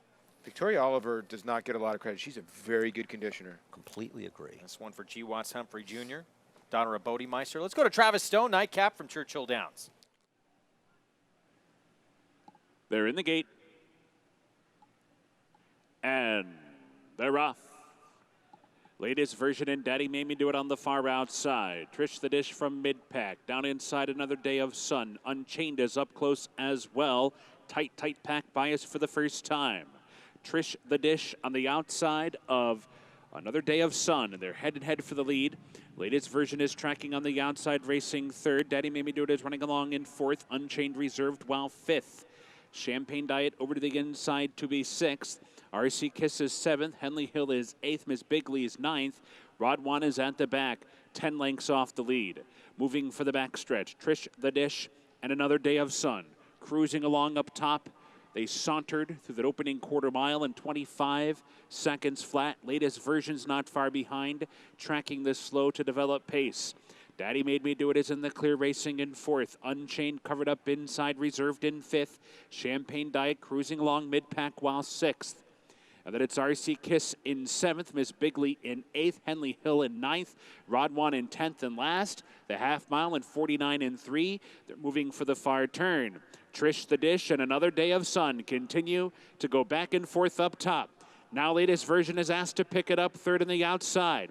Daddy Made Me Do It is winding up with a 4-wide bid. Unchained is down inside, only 2.5 lengths out of it. Champagne Diet switches to the outside. Henley Hill started to pick it up as well. Rod One goes by that one. Miss Bigley down inside. They're off the turn. They're into the stretch. Latest Version to the attack. Daddy Made Me Do It is there. Unchained dives down inside, putting in a bid. Rod One down the side of the track. Champagne Diet in behind. Deep in the final furlong. Latest Version, tenuous lead.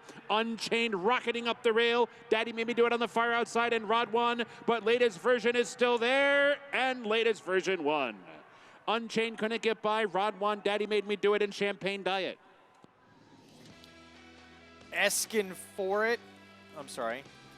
Latest Version, Unchained, the firster for Ben Colebrook, run 1-2 in this spot. You weren't wrong. Asking for it, one. If you can't win with that trip, she was never going to win today. In a perfect spot the whole way, and your firster ran very well. Had a duck inside, which might have muted the kick a little bit when you go to the inside. But it was a good ride. It was a good ride by Tyler. And he had nowhere else to go. Yeah. Here's Royal Flag, sister to Catalina Cruiser, one of the top handicap horses in the country. Apparently has worked very, very well. We'll see if the one wants more distance. That's the only question. Lifetime memory.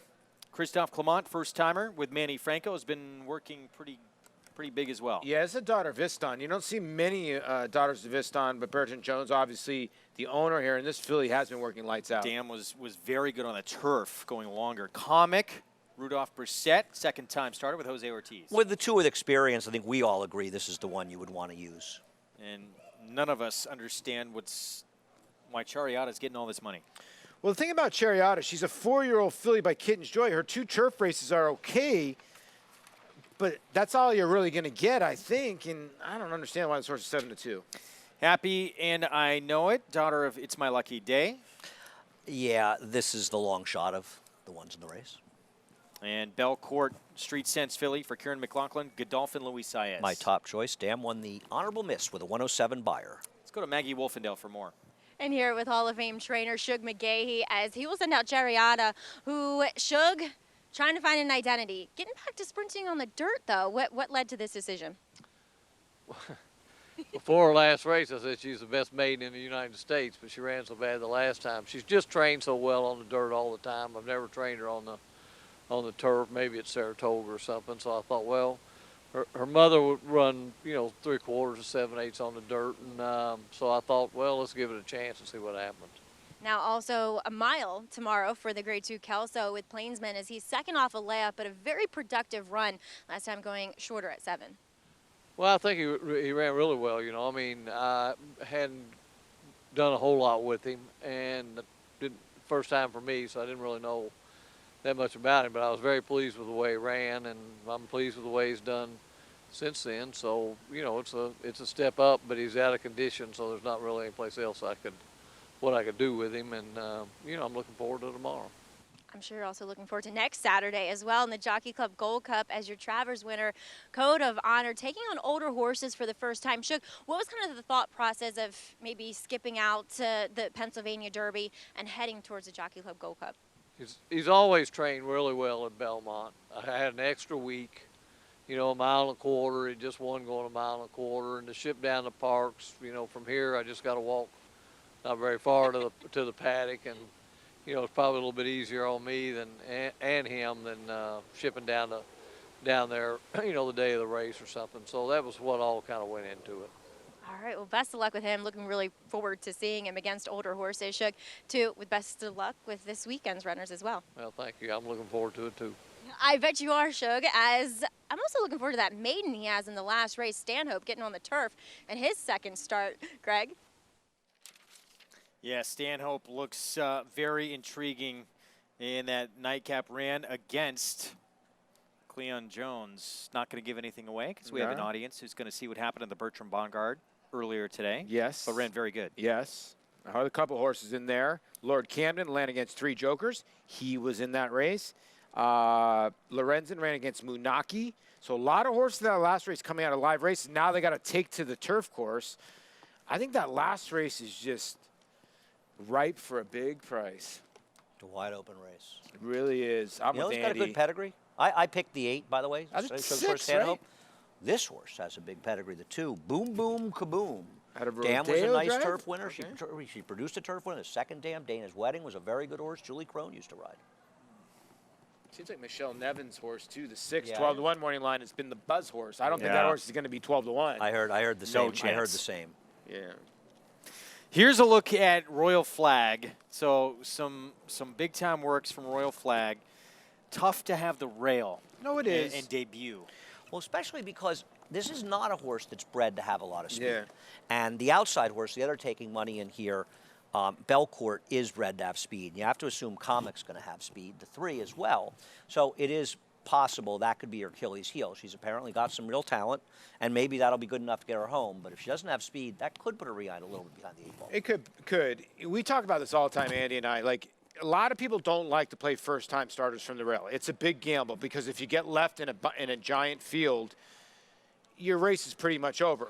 But if you break good, the advantage is yours now. You're the closest way home. So the other part about this is sometimes I don't want Chad's horses to be on the lead because he doesn't train them like that. If they're naturally on the lead, they're just naturally fast. So if they're laying in a pocket, I'm okay with Chad's horses laying in the pocket with this Oh, one. of course, right. He's not a trainer that trains a lot for speed. And the numbers do not bear out that getting the rail for first-time starters is bad. They're not really bad overall looking at the numbers. I think it's more you feel with the rail your hand can get forced a little bit where it's easier to have options if you're breaking from the outside. No, exactly. That's the concern. It's not that horses don't win having the rail. It just means it's Life a little can get more tougher difficult. if you don't have speed. Plus, when there's see, now there's only 6 horses. We're looking at the 2 now. As you see, the prices just came in from Churchill. That was Churchill down. It's not Belmont. Hey, Dakota. There's lifetime memory. This is sort of the wild card horse here that has been working well in the morning. Not a great pedigree, but Christophe Clement can get him ready. 8-to-1. So the Dam won the Risk Averse and the Grade 3 Endeavor. A lot of pedigree on the bottom side. Route races on turf, but yes, some big works. Let's go to Maggie for more. Well, yeah, as you guys just pointed out, a lot more of a turf pedigree. But when Christophe does this, he's one of those trainers I feel as though you really have to pay attention because top and bottom, you would think more turf with this filly lifetime memory. But you look at the breezes, she's been working well. Manny Franco is climbing aboard here for Christophe. Now, she looks very fit, and she doesn't honestly look overly turfy. So I'm okay with her being on this surface, at least from the physical perspective. As we saw, she was a little bit green going towards the gate there, which you don't typically see with Christophe horses. She was well-mannered back in the paddock, but sometimes that tells me, because it's not typical of his horses to behave like that, maybe for the mental side of things, she's going to need this start. Greg? All right, Maggie, thank you. Manny Franco aboard for the debut. 8-to-1. Who do you like here, Greg? I mean, Comic. You like Comic. You've been on Comic most of the day. It's one of those things where you're like, I can't throw Comic out, Just right? a big edge to have that start under your belt. No, and we saw it earlier, right? The 3 horses at Churchill Downs that had experience ran 1, 2, 3, and people were betting first-time starters. It might be a different story here, but you make a good point. The horse got experience. But I picked the outside horse, but I'm afraid of the horse on the rail. I think between the 1 Royal Flag and Belcourt, at least one of them is going to turn out to be okay. Yeah, 9-5 now on Royal Flag down on the inside. Can she deal with the inside? We're going to find out. Debut coming up. Let's send it upstairs to the voice of New York Racing for the call. Here's Larry Collmus. Just one left to load here. Belcourt coming up to the outside stall. Will be last to load, as Royal Flag is currently at 8-5 on the tote board. Belcourt somewhat reluctant to step forward here. Starting gate crew getting her in now. Gates are closed and they're all in line.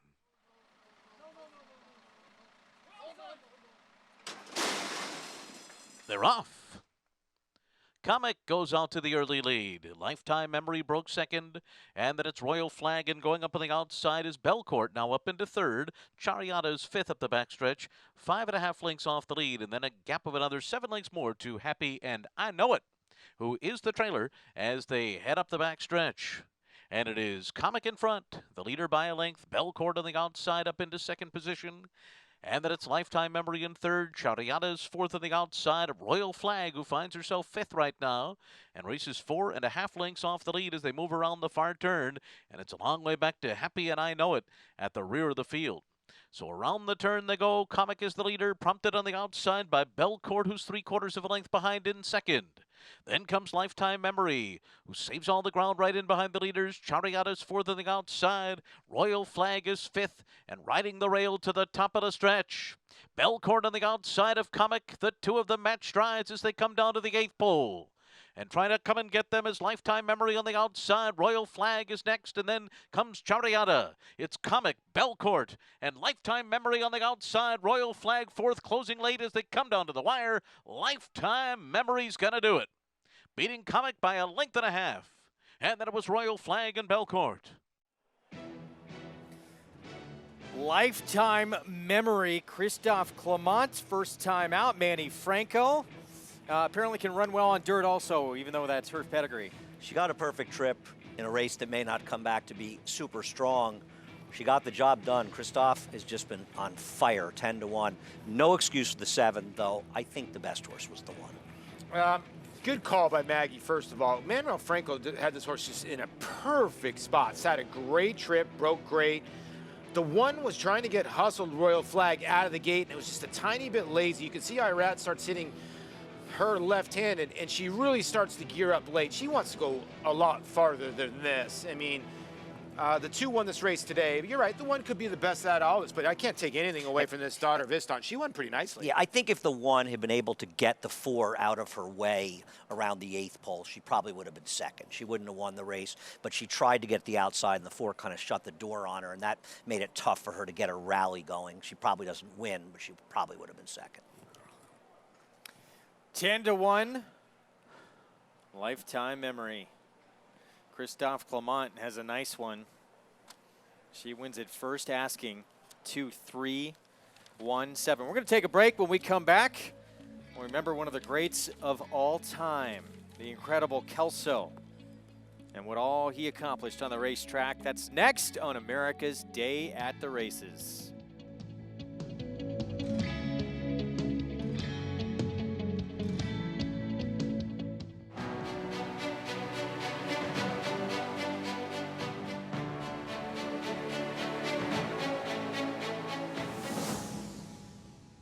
Runhappy is simply super. He polishes off an outstanding campaign with a dominant victory in the Malibu. No medication, no problem. Runhappy, standing at Claiborne Farm. Racetrack Television Network brings you every race, from every track, on every screen, every day. With monthly packages starting as low as $5, RTN gives you great value and access to more live HD streaming and race replays than anyone. Visit RTN.tv today to sign up and watch on almost any device, including Roku and Amazon Fire. Use promo code TRYRTN for a 5-day free trial. Mastery retired undefeated, winning his 4 starts by a combined 20 lengths. A 6-figure September sale purchase, he won impressively in his 2-year-old debut at Santa Anita. From there, he captured the Grade 3 Bob Hope Stakes and completed his juvenile campaign with a dominant performance in the Grade 1 Los Alamitos Futurity. At 3, the top-rated son of Candy Ride sizzled in the San Felipe. Now his much-anticipated first crop has arrived. Mastery, standing at Claiborne Farm. Back on America's Day at the Races, lifetime memory. Impressive first-time effort for trainer Christophe Clement, owned by the former governor of Kentucky, Burton Jones, and Manny Franco, on board for the winning ride. 2, 3, 1, finish. Let's head downstairs to Maggie Wolfendale. Here with Christophe Clement, as that was impressive. First time out, lifetime memory. Christophe, daughter of Istan, May foal, making her 3-year-old debut. She flew under the radar a bit, considering she has mostly a turf pedigree, but you're one of those trainers that I immediately pay attention when you do the opposite of what the pedigree looks like. No, she's been training well. She had a very good work actually with Junior Alvarado a couple of weeks ago. Junior got third, so Manny voted today, and she was very professional in the race. I'm just very grateful for Airdrie to send her to us, and she's done everything right. She really did do everything right in the race. I mean, she took dirt like an older horse, and Manny was very impressed with her when he came back. And absolutely, and she was pro. She broke very well, showed good speed. I love the way when you bring her out, at the quarter pole, the way she finished, and it's fun. That it is, and also a little fun for you coming up this Sunday. The Ashley T. Cole Gucci Factor installed as the favorite. You historically have skipped Saratoga with him. He doesn't favor that racetrack as much, but is he ready for this comeback? I think so. I mean, I've been a little bit more gentle than usual because he was not that sound early on in the summer. He's trained well, he looks well. We have 2 horses in the race, Therapist and Gucci Factor, and I do like both. Awesome, love to hear it. Well, congratulations here with lifetime memory. Thank you so much. All right, guys, she looks like a very promising one, taking down 2 other firsters who took a lot of money. Greg? Yeah, and had some big pedigrees and had a lot of buzz about them as well. So it's a really nice first-time out effort from a filly who may eventually wind up on the turf, but for now, she said she has plenty of ability on dirt. As you take a look at the late pick 5, there's your price, and that's all you need. Yeah, $177 pick 3, where the other ones, the 2 favorites, were in the $40 to $50 range, somewhere in there. So this horse is going to play giant in the late pick 4 and pick 5. 7th race, it's 1 1/8 inner turf, $100,000 allowance optional claiming field, and Noble Indy looking for his first win yet on grass. Horse who was in last year's Kentucky Derby against Justify. Yeah, and a horse that they're going to have to catch. I'm surprised that he's up from his morning line at 6 to 5, but it's early in the betting. He'll end up being favored in here. There is a scratch of the 5, like you said, and the 6 and 7 are just getting, I guess, token money for me, because I really think both of those horses don't really have a giant shot. Besides, the 7 could be a sneaky horse, considering he likes Belmont. He's been in bad form. Yeah, awful. 4-year-old. Awful. Look at a loaded weekend of stakes action. Of course, Saturday, it is the Grade 2 Kelso that is the main event. Kelso beat more champions, more Hall of Famers than any other thoroughbred in the 20th century, and he did it usually conceding weight to most of those formidable foes. He was born at Claiborne Farm. When he was born, he was actually a scrawny first foal of an unheralded mare, and he went on to become one of the greats of all time. Between 1960 and 1964, Kelso was named Horse of the Year 5 consecutive times, making him the record holder of the most prestigious title in American racing since its inception in 1887. It was in 1957 that a daughter of Triple Crown winner Count Fleet, maid of Flight, gave birth to a colt sired by Hyperion grandson Your Host, who would rewrite history. Bred by Mrs. Allaire DuPont, the colt was named after her close friend, Mrs. Kelso Everett. Sent out under the guidance of Dr. John Lee as a gelded juvenile, he won his debut and placed second in his other 2 starts as a 2-year-old. However, his brilliance would come to light as a 3-year-old in 1960.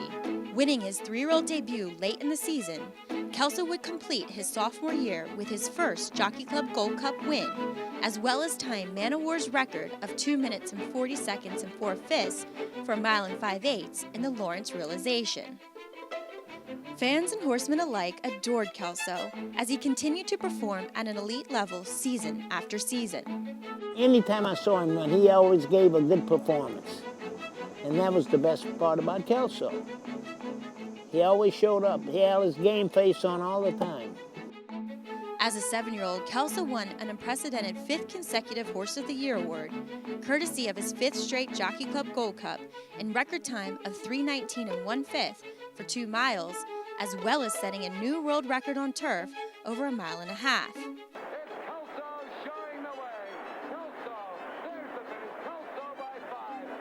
He capped off his career with a 3rd Whitney victory, winning 39 of 63 starts and earning just shy of $2 million, a sum that would be valued at more than $15 million today. Hall of Fame jockey Eddie Arcaro, winner of 2 Triple Crowns and a regular rider of Kelso, said he had never ridden a better horse. Kelso, the horse who set or equaled 8 track records, was greatness in equine form. He was a horse whose record and longevity to this day has not been matched. Truly incredible thoroughbred. 1.9 million earnings, 39-time winner in his day, and a 5-time Horse of the Year, 3-time Whitney winner, 3-time Woodward winner, and 5-time Jockey Club Gold Cup. Dirt, didn't matter what he was running on. We Amazing racehorse. We don't even have horses that run the 5. He won the Jockey Club Gold Cup 5 times.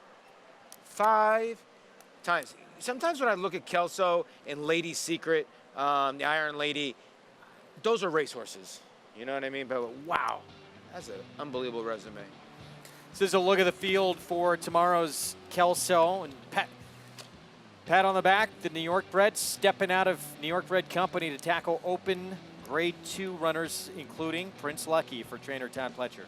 Yeah, Prince Lucky comes out of the Met Mile where he got trounced by Matoli, but then he went to the state dinner, a little stakes race at Belmont on July 7th, and it was a nice win. He's 7 for 13 lifetime. He's the kind of horse that he either runs a really, really good one or sometimes he can throw in a clunker, but he's the one to beat. Yeah, I mean, I thought he ran well in here.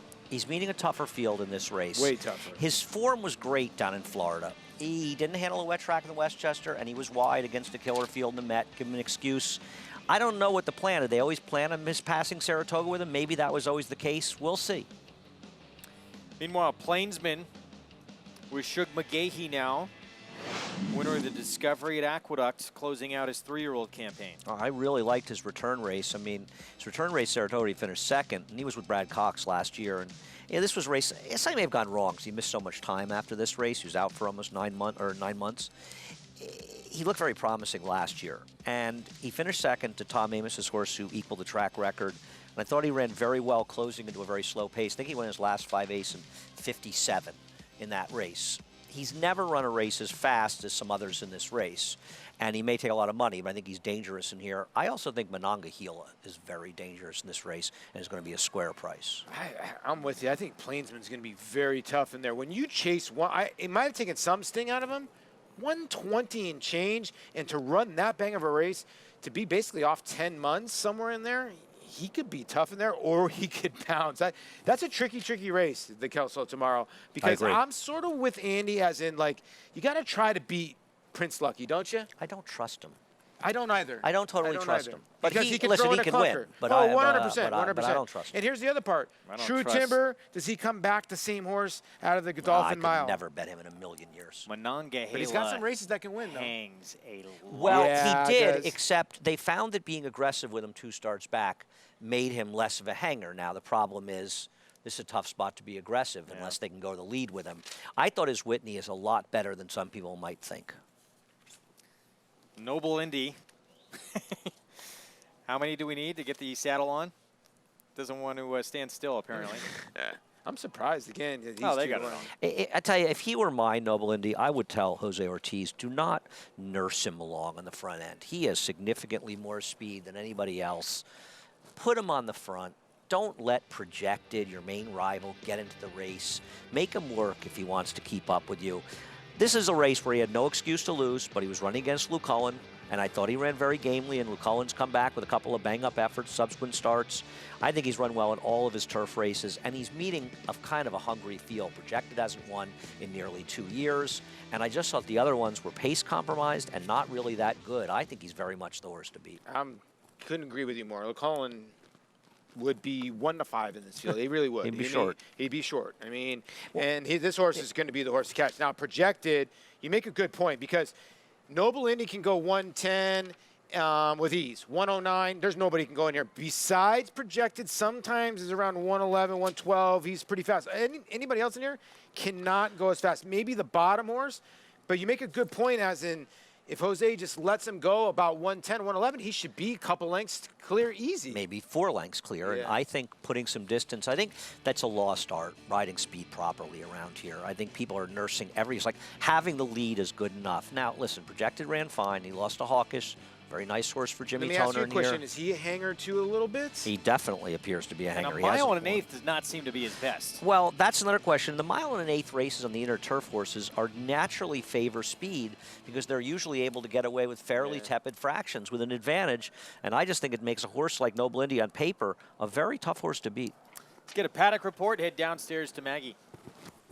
Thanks, guys. And just to kind of get back to the conversation about Kelso, while he was absolutely brilliant in his racing career, and just the fact that he stuck around for such a long time is something remarkable that we don't necessarily see anymore these days, especially at the highest level of racing. But because he was a gelding, he was able to do that. And he also had a second career after he was a racehorse for Mrs. Allaire Dupont, who rode him herself as a fox hunter and show jumper. So he lived out his years doing his thing out there around the courses of jumps, and also she got to ride him up at Saratoga over a few fences too, which is pretty cool. As we'll take a look at this field here for today's 7th race, and you know, thinking about what you guys said, I said, well, maybe you could make a case for some other horses outside of Noble Indy. Once I got down here in the paddock, yeah, it just feels like it's Noble Indy.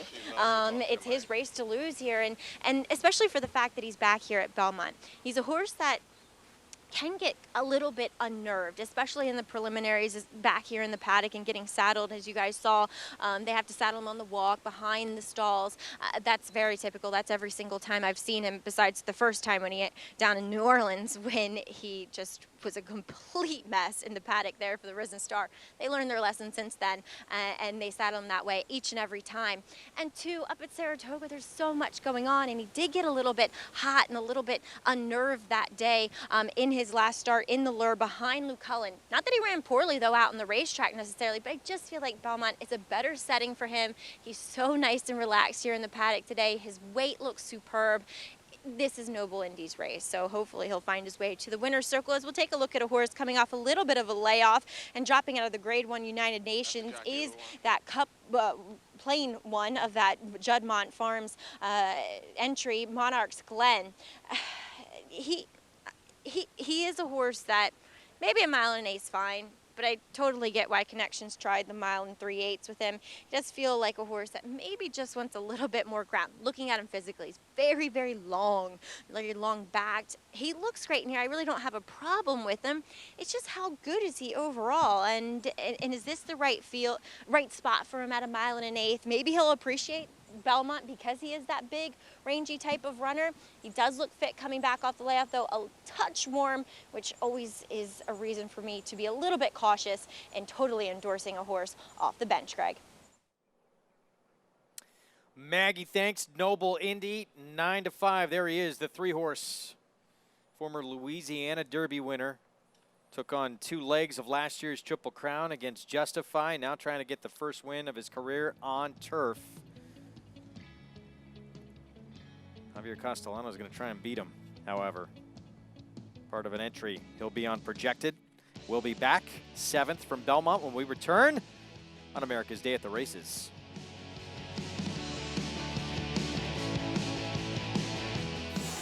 It's America's original sport, and no one covers it better than americasbestracing.net. From the sport to the lifestyle. The best races, horses, and destination venues, cocktails, gambling, fashion, and more.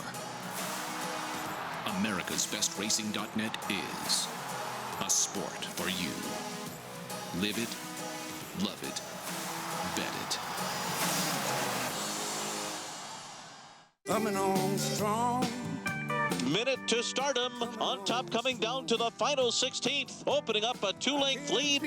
My love for you. Wild About Star, shining big here in Berry 1. Oh, why did I wrong?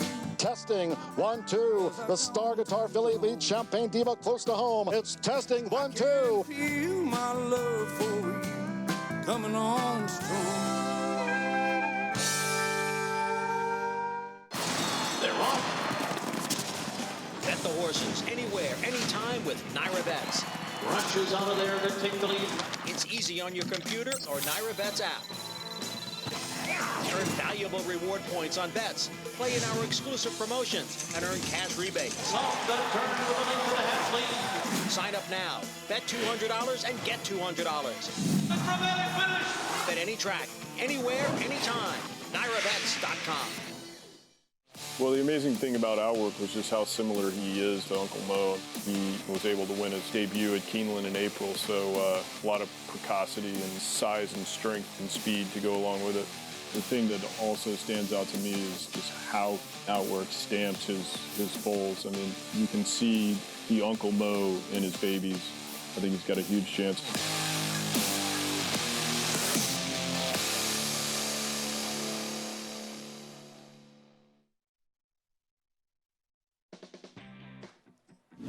Back on America's Day at the races, and a look at Runhappy and Claiborne Farm, where he stands for $25,000. We're going to see his 2-year-olds hitting the racetrack in 2020. $100,000 bonus on the line at Saratoga next summer if you win with a Runhappy in a non-restricted maiden special weight. Little extra incentive to pony up at the auctions. No, it is. I would think there's going to be a lot of Runhappies running at the spa next year. All right, here comes our post parade for the 7th. Monarchs Glenn kicks things off. He'll be in post 2 for Hall of Famer Bill Mott with Jose Lizcano. The weaker half of the entry does get some class relief, but he is a bit of a plotter.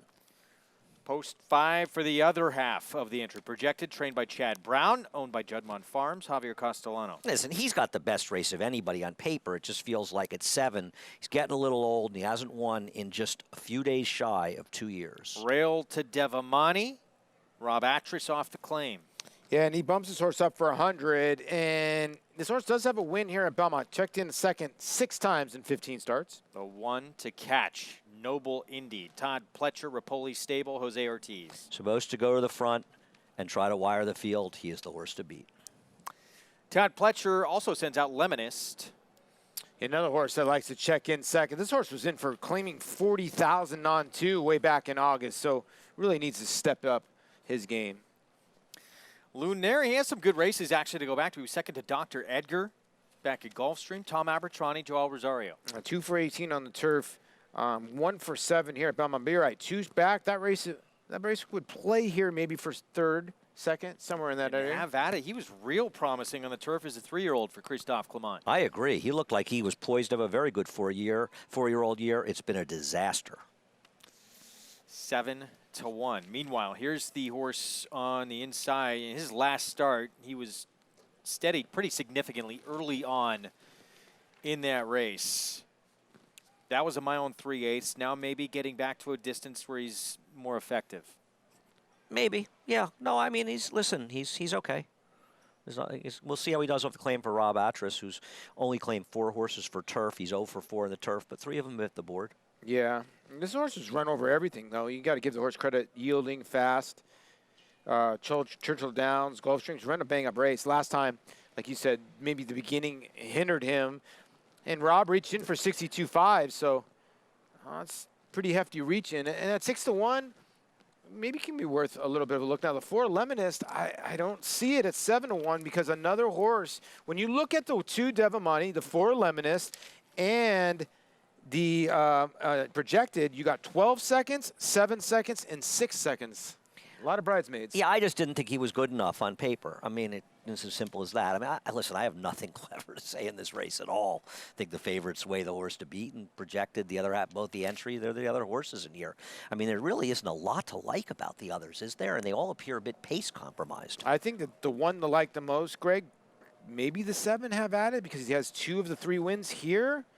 And he had shown ability at 2. And if he can get back to that, because I just don't see any, like Andy said, anybody making a dent on the 1 and the 3 besides Devin Money. He's a little interesting because he was so good as a 2-year-old. He comes back against Catholic Boy in the Dixie, his first start back.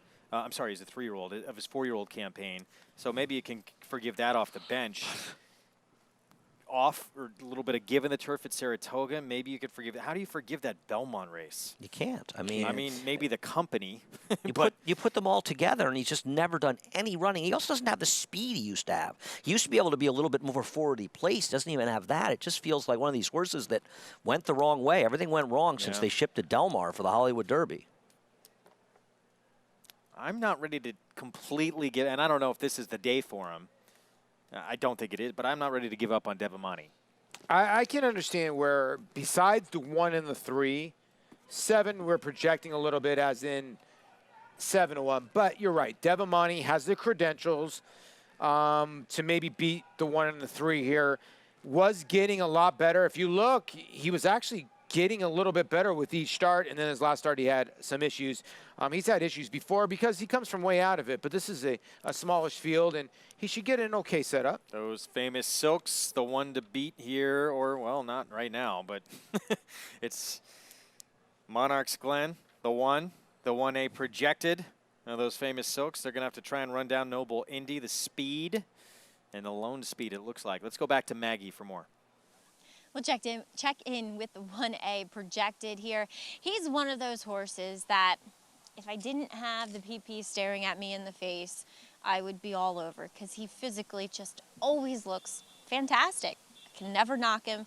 But when they start to add up those losses while looking superb, you just wonder their overall desire / their overall quality. But then again, in the same respect, maybe he does get a little bit of class relief here. So again, projected looks great, but I don't know how much stock I put into that. As we'll check in, though, with number 7, Have At It. As you guys are saying, that Hollywood Derby race, it feels as though it ripped the heart out of him.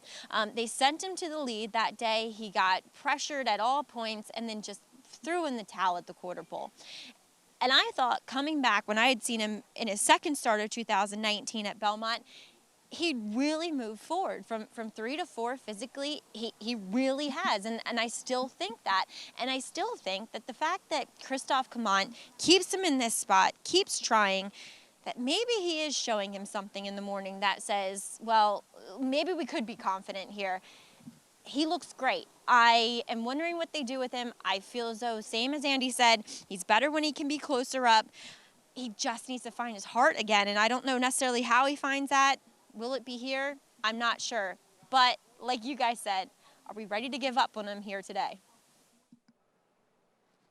Maggie, thank you. Just tough to trust off the recent form. No, it is. Get signed up, play along, bet with NYRA Bets, put in $200, play along, and you'll get a free $200 in your account when you use the promo code LIVE at sign up. NYRA Bets, bet any track, anywhere, anytime. Go to NYRABets.com. So all the weight of us, as you see the pick bar is going to come up, is on the 3 Noble Indy. And I think all of us are thinking, hopefully we get to the front end in a nice slow pace at 3 to 2. I don't want to go that slow. Well, at least I know I hear what you're 111. saying. I want him to use his speed. Take advantage of his. I'm not saying he should open up 10 lengths. I'm not saying he should be ridden like that horse in the race earlier today. But why not have 3 or 4 in the field? Why not use his speed? Let him stretch his legs out. I think he's the best horse and the fastest early. Use that speed, use that talent, and not let the others into the race and let him get brave. If he runs that race 2 back against LeCollin and Therapist, he crushes this group. He really does. He just got to get back to that race. Well, and just a chance, too. This turn comes up really quick, so a chance to really kind of use that speed and assert himself and get a jump on this group. No, you're right. And when you look at the 1A, like Maggie says, like he always looks great, but he's 0 for 11 the last 2 years. Got 12 seconds. The seconds are adding up. That's where they line up at this 1 1/8 configuration here in the inner turf. That first turn comes up very quick. And a chance for Noble Indy to get a little separation early under Jose Ortiz. 8-5 favorite on the 1 to catch. The 3 and those Rapoli Stable Silks. We send it upstairs to the voice of horse racing's Triple Crown for the call, Larry Collmus. Projected moves into the starting gate, leaving us with 2 left to load. Lunaire and Have At It. Lunaire coming forward. And here's Have At It to the outside stall. All in line.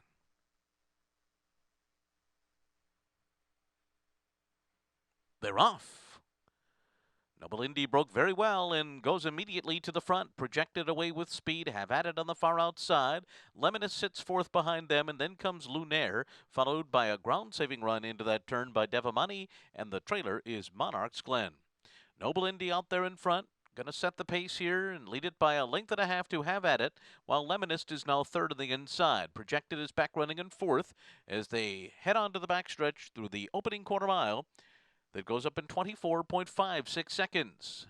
And then it's Lunaire, who's 6 lengths from the front. Devamani is next, and the trailer Monarch's Glen hard held at the back of the pack. Noble Indy up top, the leader by 3/4 of a length to Have At It, and Lemonist to keep him close company. Projected is now 3.5 lengths behind. Then it's Lunaire, Devamani, and Monarch's Glen continues to race under a snug hold at the rear of the field. 49.61 was a very soft half mile here as Noble Indy continues to lead the way by a 1.5 lengths over Have At It and Lemonist. And then it's projected Devamani, Lunaire behind them, and Monarch's Glen is still racing about 6.5 lengths from the front. So they make their way into the far turn with Noble Indy the leader, Have At It second and only a 1/2 length behind now as they make their way around the turn. 3/4 up in 1:14.06. Here's projected 3 wide, Lunaire 4 wide. Lemonist is going to save all the ground right behind Noble Indy into the stretch, and then Devamani and Monarch's Glen, they're into the stretch. Noble Indy set down for the stretch drive, and Have At It's trying to give him a run for his money on the outside. The 2 of them right together with Noble Indy keeping the lead. Have At It on the outside, just not quite getting to him. Noble Indy and Have At It. Noble Indy, 3/4 of a length on the wire. Have At It was second, and then Lemonist and projected. Noble Indy gets his first win on turf. Gate to wire the entire way, and Jose Ortiz went fairly slow early on in this race. He let him into the race, and Have At It came alive. Have At It, boy, Christophe Clement is just like everything in his barn is running, but this was one of those rare circumstances, guys, where it looked easy on paper, and it was. Yeah, it was. And like I told you before, I'm like, they're letting him into the race, but if he finishes the same way he finished against LeCullen, he's going to win. Exactly what happened. He came home in almost 11 flat after going a mile. So both these horses came home. I don't think the 7 hung at all. I just think the 3 ran. And I give Lemonist a little bit of love, too, because he was sort of right up. They were all right up on the pace, 1, 2, 3, because they went slow. But they came home fast. He just had the misfortune of facing a really good horse the last couple of starts in LeCullen. There were no LeCullens in here and able to finish. And projected had absolutely nothing. Nothing. I mean, it was a merry-go-round And you were race. right about Monarch's Glen. That horse wanted nothing to do. No, he was awful. Not He a good was horse. plotter and had nothing. Last But whole way. could be exciting to see Have At It maybe back in form. Running second in here for Christophe Clement, Irad Ortiz Jr. chasing his brother, unable to get there. We'll have the prices, set up the nightcap. When we return, we say bye to Andy Serling. Have a good rest of your evening, Andy. Paulie and I, along with Maggie, coming back right after this.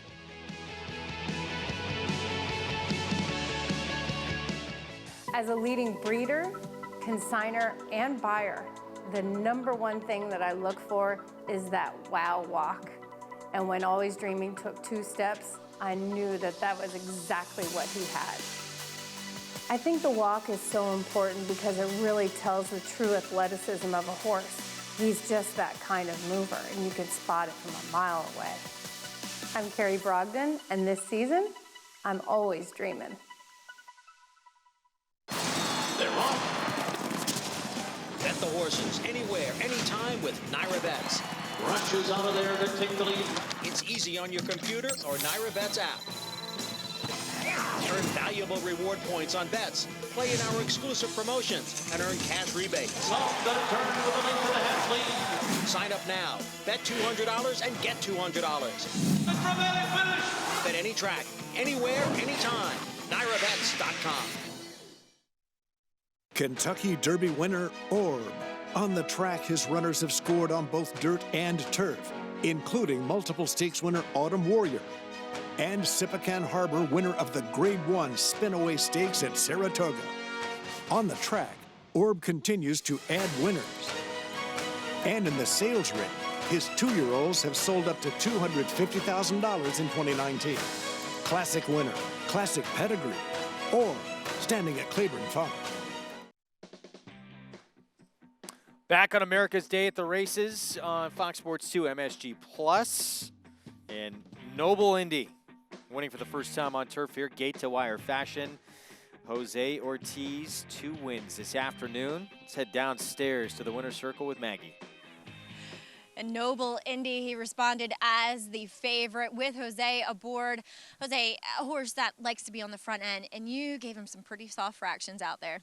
Yeah, he helped me because he broke really sharp, and I was able to take the lead early. And from there, I just dropped my hands, and he relaxed on his own. Tomorrow, you, like your brother, I already asked him about Serengeti Empress, or your other horse, but you'll be again on Guarana as you two will square off again. But Guarana, she's been brilliant this year, Jose. As she gets the longer distances, how do you feel about that? Well, I think tomorrow we caught him back to mile and 16. She ran mile and 8 in Saratoga. We felt like that was pushing the limit. That's why I think she didn't run on the Alabama. I think Chad and the ownership decided to run in the Cotillo instead. Talk a little bit about her brilliance, because we saw it on display here at Belmont in the Acorn. She just exploded for you. The feeling of being on a horse like that. I mean, it's amazing. So why we wake up every day and work so hard for.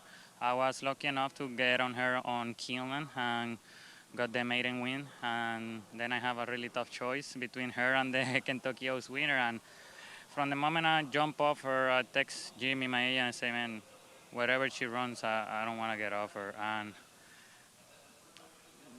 it didn't work my way because I had to make a really tough decision, and I'm glad it worked out well, you know. Those decisions are always hard, but you've worked hard for it, so you deserve it. Jose, best of luck tomorrow. We'll all be watching those two fillies square off, but congratulations here with Noble Indy. Thank you. It'll be a nice race tomorrow. That it will. I can't wait. It's a huge day down at Parks, as we'll all be sitting on the edges of our seats for that cotillion, Greg.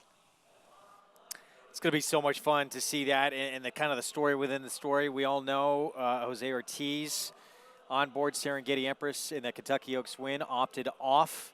A horse who'd only started once, had a maiden win to run against Serengeti Empress. Wound up beating her. And that, of course, Guarana got back on her. And now it's his brother filling in tomorrow as they go head-to-head.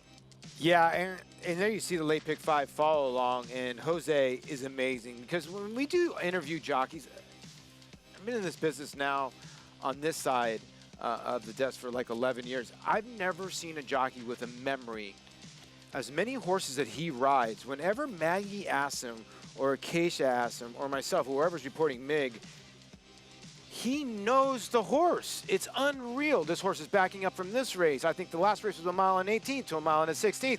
We feel that this horse is going to be better cutting back in a mile. He's like having another trainer. I've never seen anything like it. That's the brilliance that you get from a guy like Jose Ortiz. Every time you ask him a question about the horse, he has the answer. Oh, yeah, this horse lugged out a little on me last time. I need to correct him a little bit. We feel like we should cut him back a little bit. I talked to Chad. Maybe this horse will like shorter on the turf. It's amazing because when we do other, interviews, you don't really get that a lot. Some other jockeys here and there, but not like Jose. He's got a beat on every horse he rides. These guys, they're so talented. They still are young and have a long way to go, which is scary, but they do. They work so hard, and they study this game as well. They study their mounts. I always tell everybody, okay, why is Chad Brown brilliant at what he does? He's obsessed. It's just the bottom line. He wants to win races. When he does not win races, Chad Brown gets upset. Reminds me a little bit of myself. I would get upset if we lose to Tuesday against the Pittsburgh Pirates. It's just the bottom line. Chad wants to win races. The Ortiz brothers want to be the best of all time, and they're trying to prove that to everybody. They're obsessed with it. They live and they breathe horse racing, where other people, hey, you know, let's have a glass of wine, let's go do this, let's have fun. These kids got their mind and their blinkers on. They want to be in the Hall of Fame one day. That's the goal. We're going to show you a big race that happened earlier on the card for some of you who may have missed it, our Fox Sports 2 viewers. It's the Bertram F. Bongard, 7 furlongs for the 2-year-olds, and Munaki, the 3 for Jeremiah Englehart. Compromise beginning. His other runner, Cleon Jones, winds up coming big and turning the tables on City Man. Well, the Mets aren't completely out of the playoffs, and Cleon Jones gave him a little bit of hope. Good ride here by Irad Ortiz Jr. Blanket finish. The horse on the inside, 3 jokers, ran a bang-up race. It looked like City Man. Munaki was the unlucky horse, the 3. You see that backed out of it, got left in the gate, but take nothing away from Cleon Jones. The race ran 2-1, and old Cleon wore 21 as a Met. Congratulations. Gold Square, Irad Ortiz Jr. and Jeremiah Englehart, your winning connections there. By the way, I asked Jeremiah, Bongard. big Met fan, I asked him, reasoning behind, father. Father said that Cleon Jones was his favorite player. Okay. Yes, he's a giant Met fan. The whole Englehart family are Met fans, but pretty cool for them to win with Cleon Jones. He was not expecting. He thought Munaki was his better one, but Cleon got it done. But yeah, again, Munaki compromise beginning, and we're definitely going to see him back, I would think, with a much better performance next time out and a clean start. Coming up this weekend, significant form, winner of the Grade 2 Ballston Spa, dismissed at 7-1 in that race for Chad Brown, got up for the money, and now coming back at the Grade 3 Noble Damsel, where she's even a little bit better than at Saratoga. And Come Dancing, she was sensational in the Ballerina. We'll talk about her chances on Sunday. They're off. Bet the horses anywhere, anytime with NYRA Bets. Rushes out of there to take the lead. It's easy on your computer or NYRA Bets app. Earn valuable reward points on bets. Play in our exclusive promotions and earn cash rebates. Sign up now. Bet $200 and get $200. Bet any track, anywhere, anytime. NYRABets.com.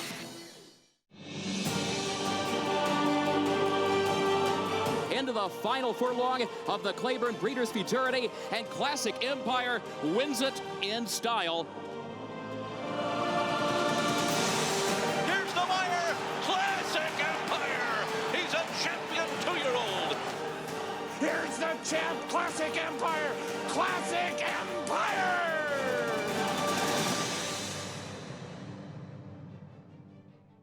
What I like best about Runhappy is sire, he showed so much brilliance to win the Grade 1s that he won, different racetracks, and he was competing against the best horses that made it look easy. When I first heard about the bonus, I thought it was good for everybody, buyer or seller, gets everybody on the same page, that there's a lot of enthusiasm with the horse already, and I think that just helps add to it. I think these Runhappies, the public already wants to like them. That's a great thing, and I think that's a little icing on the cake for the whole deal. Runhappy, standing at Claiborne Farm. Racetrack Television Network brings you every race, from every track, on every screen, every day. With monthly packages starting as low as $5, RTN gives you great value and access to more live HD streaming and race replays than anyone. Visit RTN.tv today to sign up and watch on almost any device, including Roku and Amazon Fire.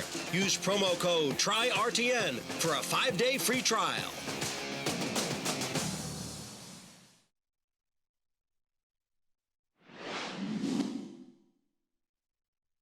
Come Dancing comes to the 8th pole. She's got a 2.5 length lead. Dawn the Destroyer next. Toward the inside and third at Special Relativity. Come Dancing. Oh, she came running today. Despite that start, she waltzed home. Come Dancing blew the start, and it didn't matter at all. She was just absolutely dominant in the Grade 1 Ballerina. She really was. I mean, that's one of the more impressive races I saw at Saratoga. All meet. She got dead left, and what you really don't want to do is swing your horse 5 wide and make a middle move. That's exactly what Javier Castellano did. What he did is he broke dead last.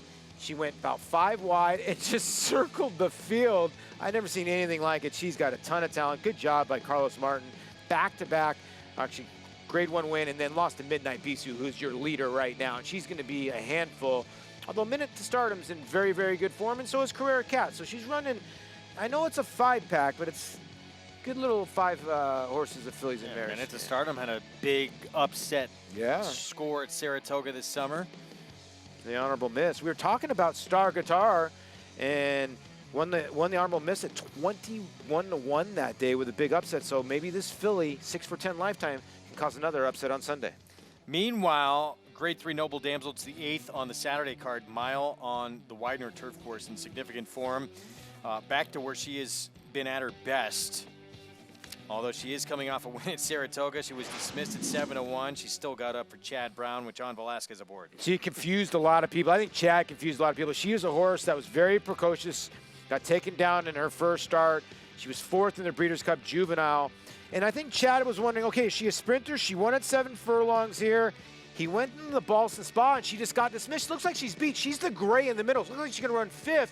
And I think she saw everybody and was like, you know what? I am going to show my heart, and just outdueled everybody to the wire. Good ride there by Johnny V. It was the first time he was aboard, and she was 7-1 that day. And I'll tell you another thing about this gray. She likes Belmont. So at 2-1, I think she could be a bet against because of the 2-1, but she loves Belmont, and her last good race besides that last one was 7 furlongs here. And the Caress was a weird spot for her, right? Going 5.5 furlongs? I think so. It was just too short, right? Yeah, seems like it. But that last race, I've looked at it like 5 times. She looked like she was going on 5th or 6th, and she won that race. I mean, you take away that 5.5 furlong sprint. Oh, she's a gamer. And the race on the dirt. She's there every single time. Yeah, she is. And here it is. Here's the other part too, Wolfie. The faster the course, the better for her. She does not like soft. In the Lake Placid, she ran awful. She showed no speed. But when it's a fast turf course like we've been seeing, look at the Belmont race in the Intercontinental. 108 and change, 119 for 7 furlongs. She won, and we've been seeing times that fast. Coming up, our nightcap. We're approaching the 11-minute mark to post here. Let's get a paddock report, check in with Maggie Wolfendale. Thanks, guys, and we'll start by talking about some horses who have experience, including number 1 in here. That is Lorenzen, who was utterly disappointing in his debut. I loved him that day on the main track for Mark Casse. He has some pedigree. He's by flatter. The entire family on the bottom side, the dam has thrown nothing but productive horses. But they've namely been dirt sprinters. That's why I really liked him in his debut. Now he's going to try the turf with not much turf pedigree. Physically, he actually looks as though he can handle it. He looks superb here once again. I like him. IRAD sticks aboard here. We'll see. I want to give him another shot before I sign those divorce papers, as we'll check in with number 3. That's Noble Emotion, as he is one of 2 noble missions in this field of New York breds. And Noble Emotion will turn back from the mile and 16th at his debut in Saratoga, and I really like that. I didn't think he wanted any part of that distance going long first time out. He's small, and watching his works, he was fairly headstrong too, so that just indicates more of a sprinting type, and he is fairly calm here in the paddock, but I just think this is a much better spot for him, 6 furlongs on this Belmont turf course. Moving on to number 8, Stanhope. This is one I'm most excited about here for Shug McGahee. He impressed me. I didn't really love him first time out, though he took money that day, set a fairly quick pace, and just kind of got beat and run down by our Bertram F. Vanguard winner, Cleon Jones, so that makes his form look a little bit better, but he has pedigree for the turf. He's by Street Sense. The Dam was a decent turf runner. Dam actually half to Enterprising, who's a multiple stakes winner on the grass as well, and this guy has a really flat turf hoof, really slack pasterns. That workout on the turf I really liked as well. So I think this guy has found himself in the right kind of spot. I really like Stanhope today. As a couple of first-time starters to speak of include number 2, Boom Boom Kaboom, as Andy was mentioning, a bit of pedigree on the bottom side with this son of MC. The Dam was a good turf runner, though she's only thrown 1 foal out of 4 that can do any kind of running, but he was a turf horse, and this guy looks like the quintessential turf sprinter. Flat hoof to him, compact, really built downhill with those really nice muscular hindquarters. He looks well met in this spot here for George Weaver as he'll break from the inside. And then number 6, that is Michael's Bad Boy. The other noble mission for Michelle Nevin, J. Ray Sunshine. Well, she wasn't much of a runner, nor is her other foal, but her second dam, J. Ray, she was a very talented turf runner, New York bred for Todd Pletcher. And this guy, while he's very much on the small side, he is of the turf sprinting variety. He comes in and he looks pretty fit. Though a lot of Michelle's horses, I just feel like a start is needed to really round them in to true race fitness. Greg? Maggie, thank you.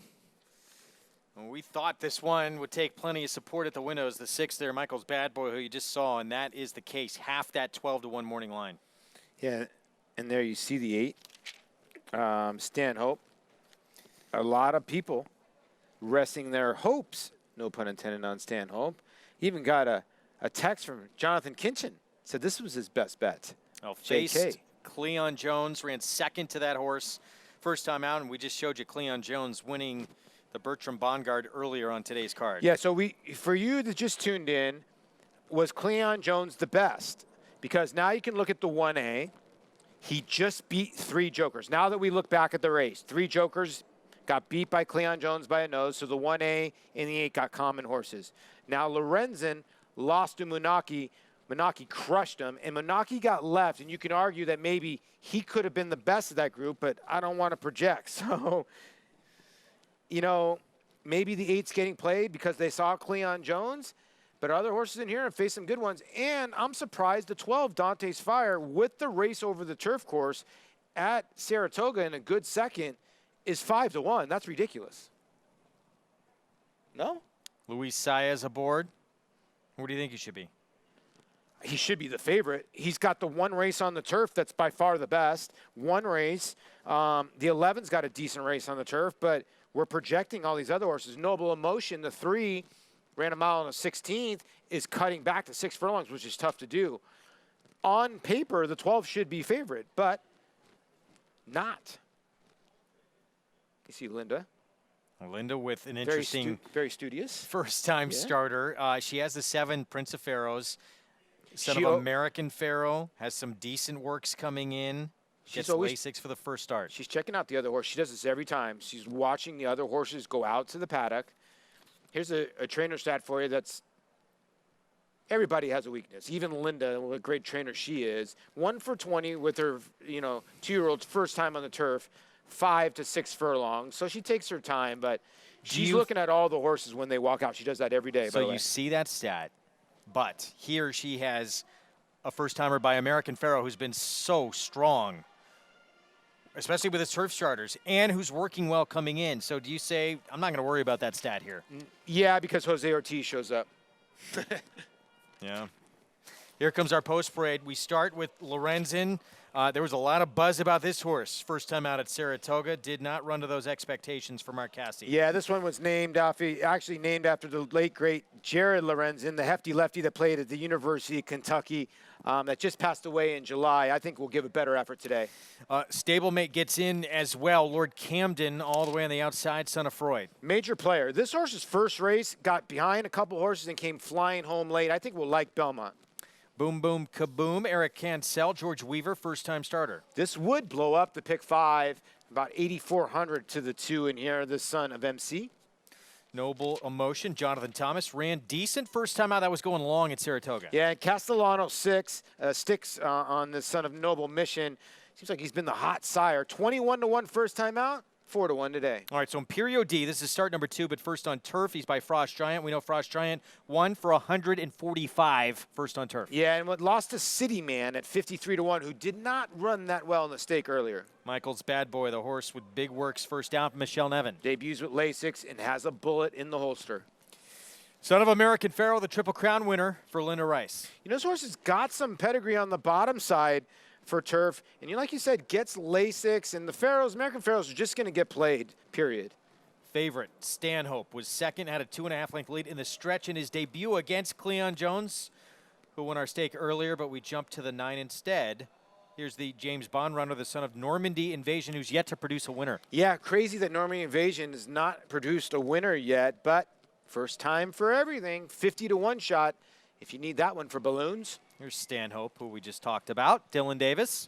Yeah, the horse may be to catch in here if he can show the same speed that he showed on the dirt, but I don't love horses that are 2.5 lengths clear and get run down by 3 lengths. Shandian ran really good first time on turf sprinting at Saratoga, then took a backwards move in the second try sprinting for Gary Contessa. Yeah, and that was the reason why, like, he was in the Dante's Fire race. I don't know about 15-1. I don't separate the 11 and 12 too much. Dante's Fire, it's Luis Saez, rider change for Mike Maker with Rosario getting in on the also eligible. Yeah, Rosario was listed on the 12 and the 1A. He goes to the 1A. Manny Franco rode the 12 last time. I don't know why he's not on 12. He's on the 9, who's 49-1. So some jockey carousel going on right now. 4 minutes away from our finale on the card. So the entry, 5-1 in here. And Lorenzen, 2-year-old Ridgeling by Flatter out of a Sea of Secrets mare. Spent $205,000 at the Saratoga August sale, and we're actually looking at the 3 though right now. And this is Noble Emotion. His debut effort was very good. The second place finisher, Maxwell Esquire, came back and won impressively for Christophe Clement.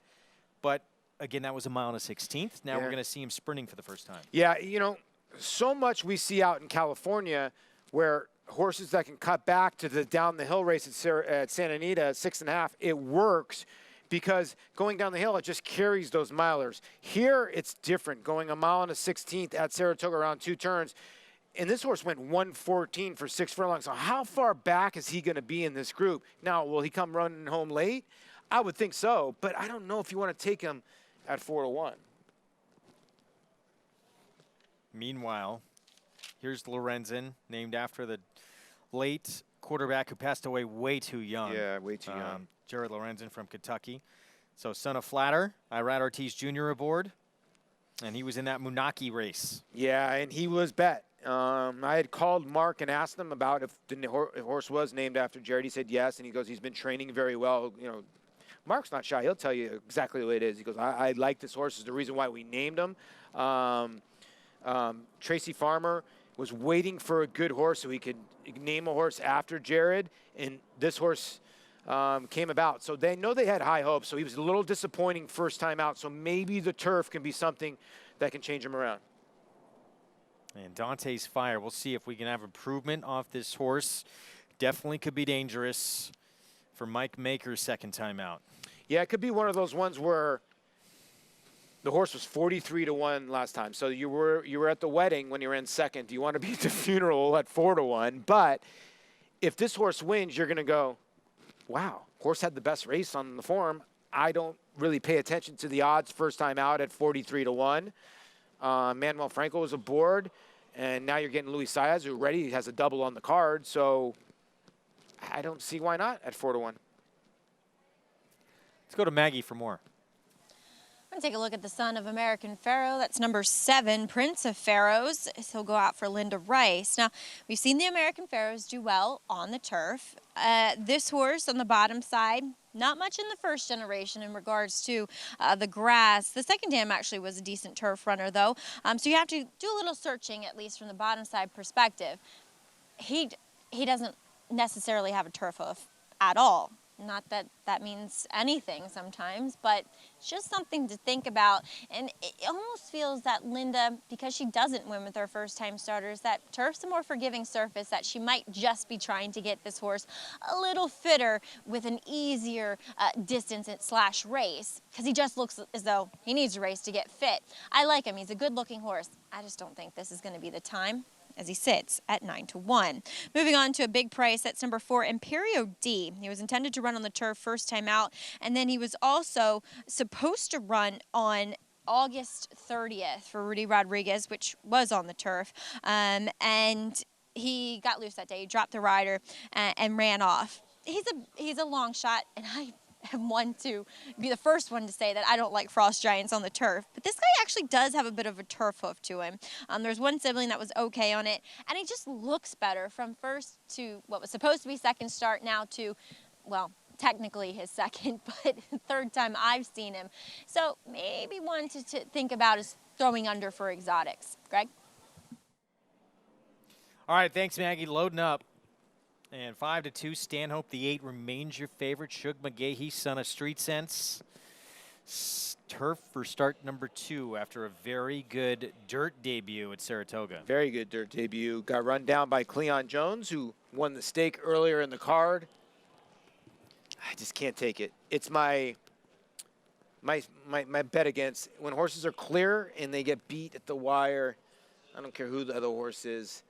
I'll take my shot against Stanhope here, especially at 2-1 in a wide open group here.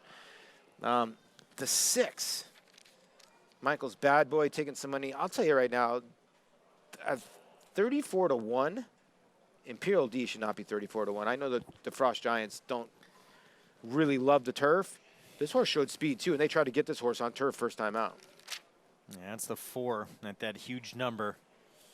As we see the 6 horse momentarily back away from the gate. Some very interesting first-time starters in this group. Some interesting runners trying turf for the first time. It's a good betting race here to close things out on this Friday afternoon as we get set for a big weekend ahead. Let's send it upstairs to Larry Collmus for the call, the finale from Belmont. Lord Camden coming up to the outside stall will be last to load here, and they're all in line. They're off. And a good beginning for Noble Emotion. Boom, boom, kaboom on the inside. Comes on through to grab the lead, and then it's Stanhope, followed by Imperio D and Shandian to the outside. Prince of Pharaohs is alongside of Michael's Bad Boy, and they're 6 lengths off the lead early. And then it's Lorenzen Brunate, followed by Lord Camden, and to their outside, Dante's Fire is the early trailer racing for the far turn. And it is Noble Emotion up top, the leader by a length over Stanhope and Boom Boom Kaboom, 21.98 that first quarter mile. Shandian is 4th with 3.5 lengths to make up. Then Michael's Bad Boy on the outside of Imperio D. Prince of Pharaohs is 3 wide outside of Brunate. And then it's Lord Camden between horses. Farther out comes Dante's Fire and Lorenzen on the inside.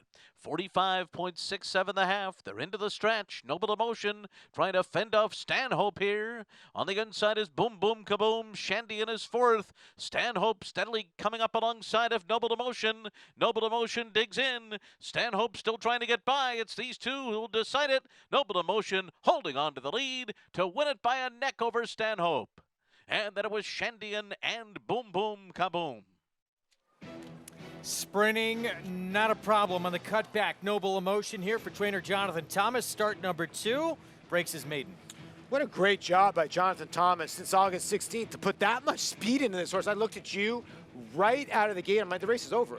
There's no way they can run down this horse coming out of a mile in a 16th race, especially when you look at the 8 who ran a bang-up race. Stanhope, you know, just is not going to pass this horse coming out of that race. It's just the bottom line. They ran around sort of like trained elephants. It was 3, 8, 2, 11 all the way around the racetrack, and that's the way it finished. Well, it seemed like the 11 passed it too late, but they didn't change much positions. But Javier Castellano, 108 and change, but 21 and change to start. I didn't see that coming from a horse that went 114 going long, but watch the start. You can tell the 2's trying to push up the rail, and Castellano sort of just nudges on the 3, and the 3 just takes off. Watch right here. When the 2 gets underneath the 3, watch Castellano nudge the 3 and say, you know what, I'm not having any of this right here. And the horse just goes bye-bye. You could tell the horse is just loaded. Right here, Javier took a grab of him, and I looked at you and I said, this race is flat over, and it was. Second choice on the board at 4-1, and Noble Emotion gets it done here, and the horses on the lead going long and sprinting have been tough today on the turf. It was 3-8-2 going around the track in that turf race. The other turf race that we saw was the stakes race, went gate to wire with Noble Indy. I mean, they ran around 1, 2, 3. So, yeah, the turf course, tough to pass. 3-8-11-2 in the end. Noble Emotion, son of Noble Mission, trained by that man right there, Jonathan Thomas. All smiles, taking the finale on this Friday afternoon. Thought we were going to see his Catholic boy in the Kelso on Saturday. not the case, but he gets a W here on this Friday afternoon. Prices when we come back.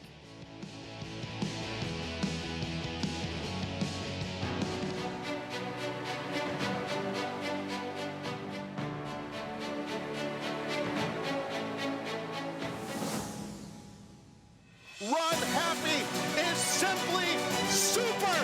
He polishes off an outstanding campaign with a dominant victory in the Malibu. No medication, no problem. Runhappy, standing at Claiborne Farm. It's America's original sport, and no one covers it better than americasbestracing.net. From the sport to the lifestyle, the best races, horses, and destination venues, cocktails, gambling, fashion, and more. americasbestracing.net is a sport for you. Live it, love it, bet it.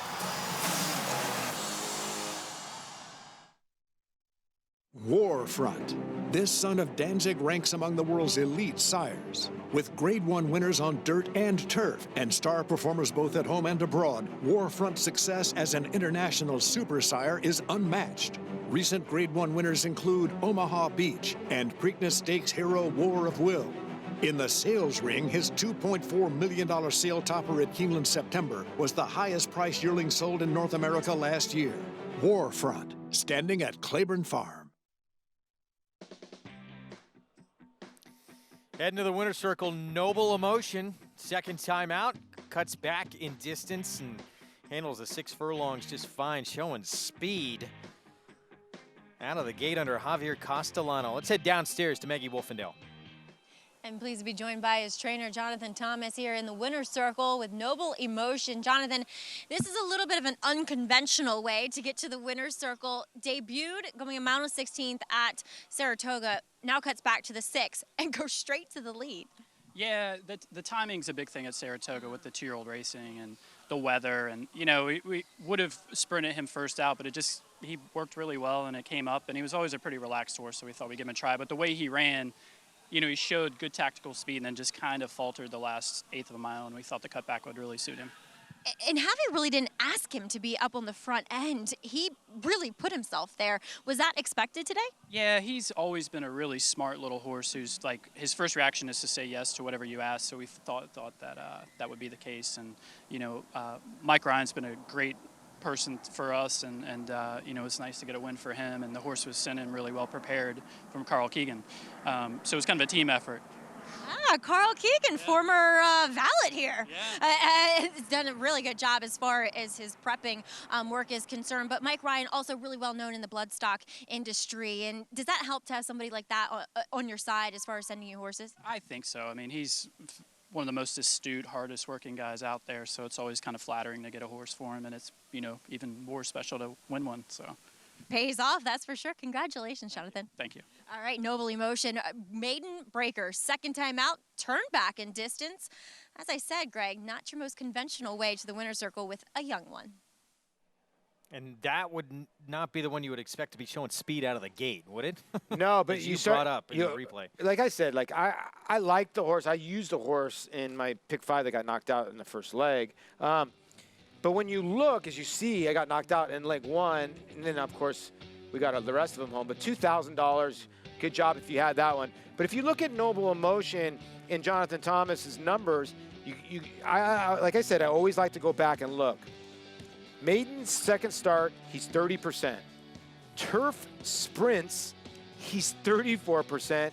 And from route to sprint, he's 36%. So I think that just answered all the questions right there. Wow. Look at the Belmont Showdown online contest standings. Quinny Bob, $202, creating that kind of bankroll. Well done. Yeah, I'm a little upset that my boy Frank the Bank finished 6th, didn't finish in the top 5, and I don't see Wolfman Graham's up there. You didn't play today? I did not. Okay. I'll get involved this weekend. Okay. I'll get involved with you. How about you join me? Yeah. Okay. I'll be Crazy Legs. That's going to be my name. All right. Again, you're not risking any of your own money, and you're competing for real prizes, including a trip to the Belmont 2020. We're going to take a break. Mr. Money, he has won 4 in a row. Can he make it 5 against Improbable and Company, and the Kentucky Oaks winner, Serengeti Empress, getting a new pilot again.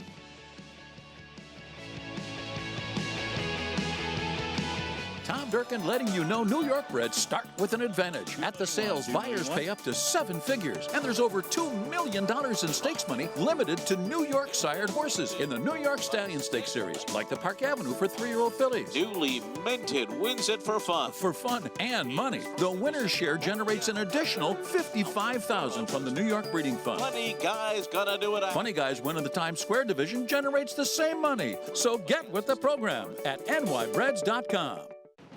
Eclipse Champion Blade was considered by many as the breakout stallion of 2018. His top runners included Grade 1 winner and Eclipse Award finalist Marley's Freedom, plus Grade 1 winner Fault, and graded stakes winners Morale, Beyond Blaine, Miss Kentucky, and Blaine.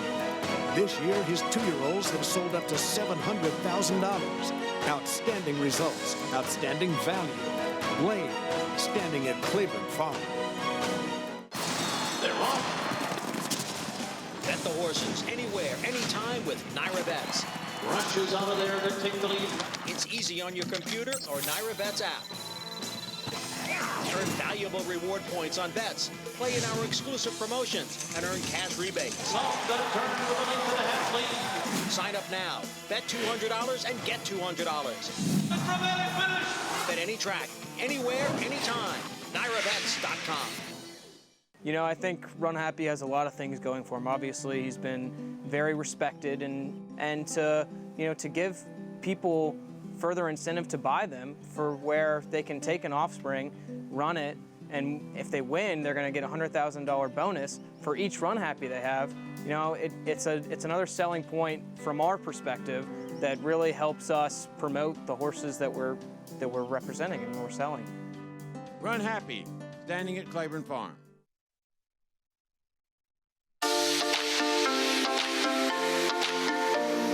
I'm Haley Amos here with Serengeti Empress, and today we're going to talk about a special friend of Serengeti's, Devin White, the former linebacker of LSU and currently the Tampa Bay Bucks linebacker. So Devin got to meet Serengeti when she was running on Fairgrounds Oaks Day, and he was so impressed by her personality and the way she runs her dominating races, bolting out to the front and staying in the front, that when he got his next horse, he named her Serengeti Empress too. So Serengeti Empress has something to say, Serengeti Empress too, on how to stay fast and fit. And that is to always eat your peppermints. Thank you, Haley. And she has a lot of fans, that Kentucky Oaks winner. With the way that she runs, she is lightning quick. 3rd race in a row, she has drawn the rail, and that will be the story in the Grade 1 Cotillion. Yeah, and listen, she doesn't surprise you at all. You know exactly what's going to happen. She's going to go right to the front end and say, go ahead. If you want to challenge me, jaywalk, fast. Guarana, fast. There's a lot of speed in this race, but I think a lot of people will look at this form and go, we're not as fast as Serengeti Empress. We don't want to commit suicide by going with her. And that could be the best thing for her. Guarana is going to stay on top of her, I would think, with Jose Ortiz. 3 lifetime starts, back-to-back Grade 1s, including a Grade 1 in the Acorn, beating Serengeti in the 2nd race of her career. But after this performance, when she wins the Coaching Club American Oaks, question marks, and maybe the door opens, some think, because of the way she finished. Yeah, she just didn't finish great, right? She starts swishing her tail. She's all over the place a little bit. You could argue she might have tiny bit impeded Point of Honor, but Point of Honor was never really going by. Was the rail great that day? I don't know. That's the question for all these horses in here. Now they're coming back to a mile and a 16th in the Cotillion.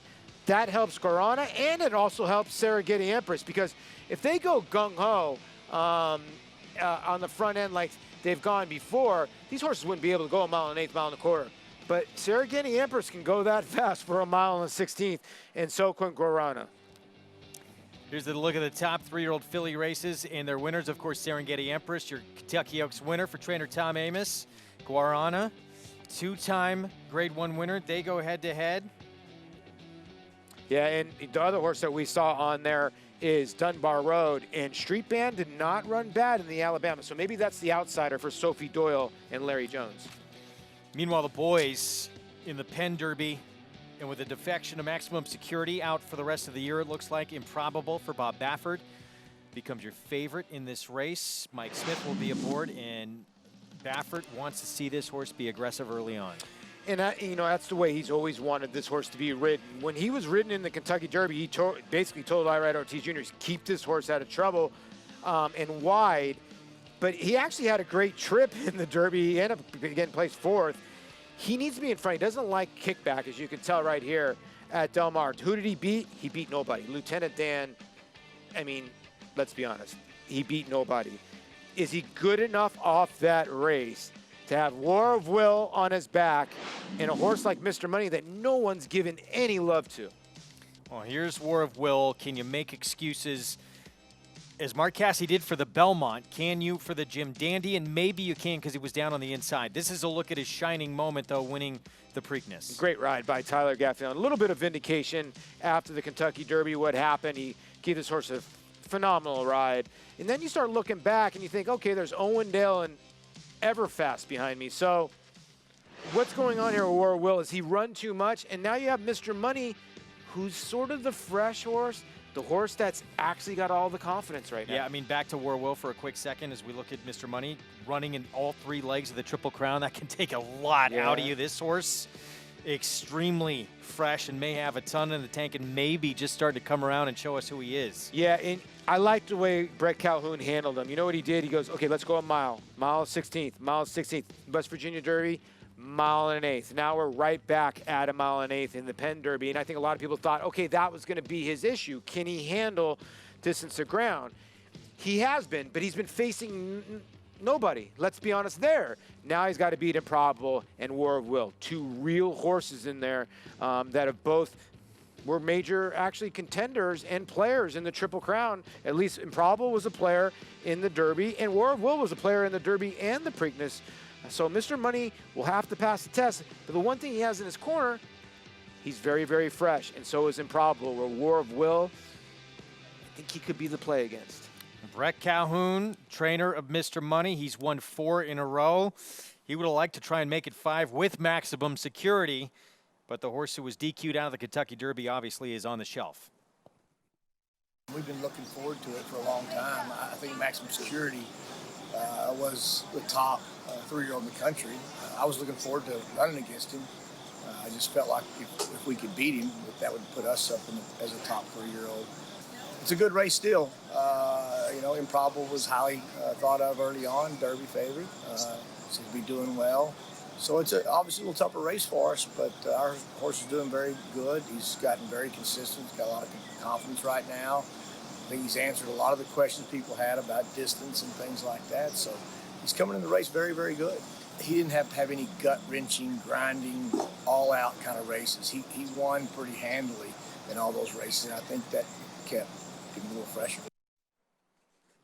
Here's a look at the top 3-year-old races from this year. And it's been a war of attrition. Who's left? War of Will. Right. Code of Honor, who's going to tackle older horses in the Jockey Club Gold Cup. Yeah. Mr. Money's interesting because when you look back at his races before, War of Will got the best of him. And now he could be the now horse where War of Will could be backing up. Or are we looking too deep in this and going, you know what, War of Will is just a class of this field and is going to win this race because he might be, the Preakness winner might be 3rd choice in this race. And I got to give Brett Calhoun credit. He wanted to dance with Maximum Security. I love it. Says that he's out. What if he was still in the race? Would he still be saying that? I think so. I think he has some confidence in his horse. I'll tell you that. No, it sounds like he does, absolutely. And it's going to be fun to see Mr. Money go for a great one. And if he wins this race, goes on to the Breeders' Cup, that's the thing. It all comes down to that first couple days in November in terms of divisional honors. We are back tomorrow, 2:30 on Fox Sports 2, 3:30 on MSG+. It was Cleon Jones and the Bertram F. Vanguard. And Noble Indy. Gate to wire win. First win on turf under Jose Ortiz for Todd Pletcher. We'll see you FS2 2:30, 3:30 on MSG+ on Saturday. Take care.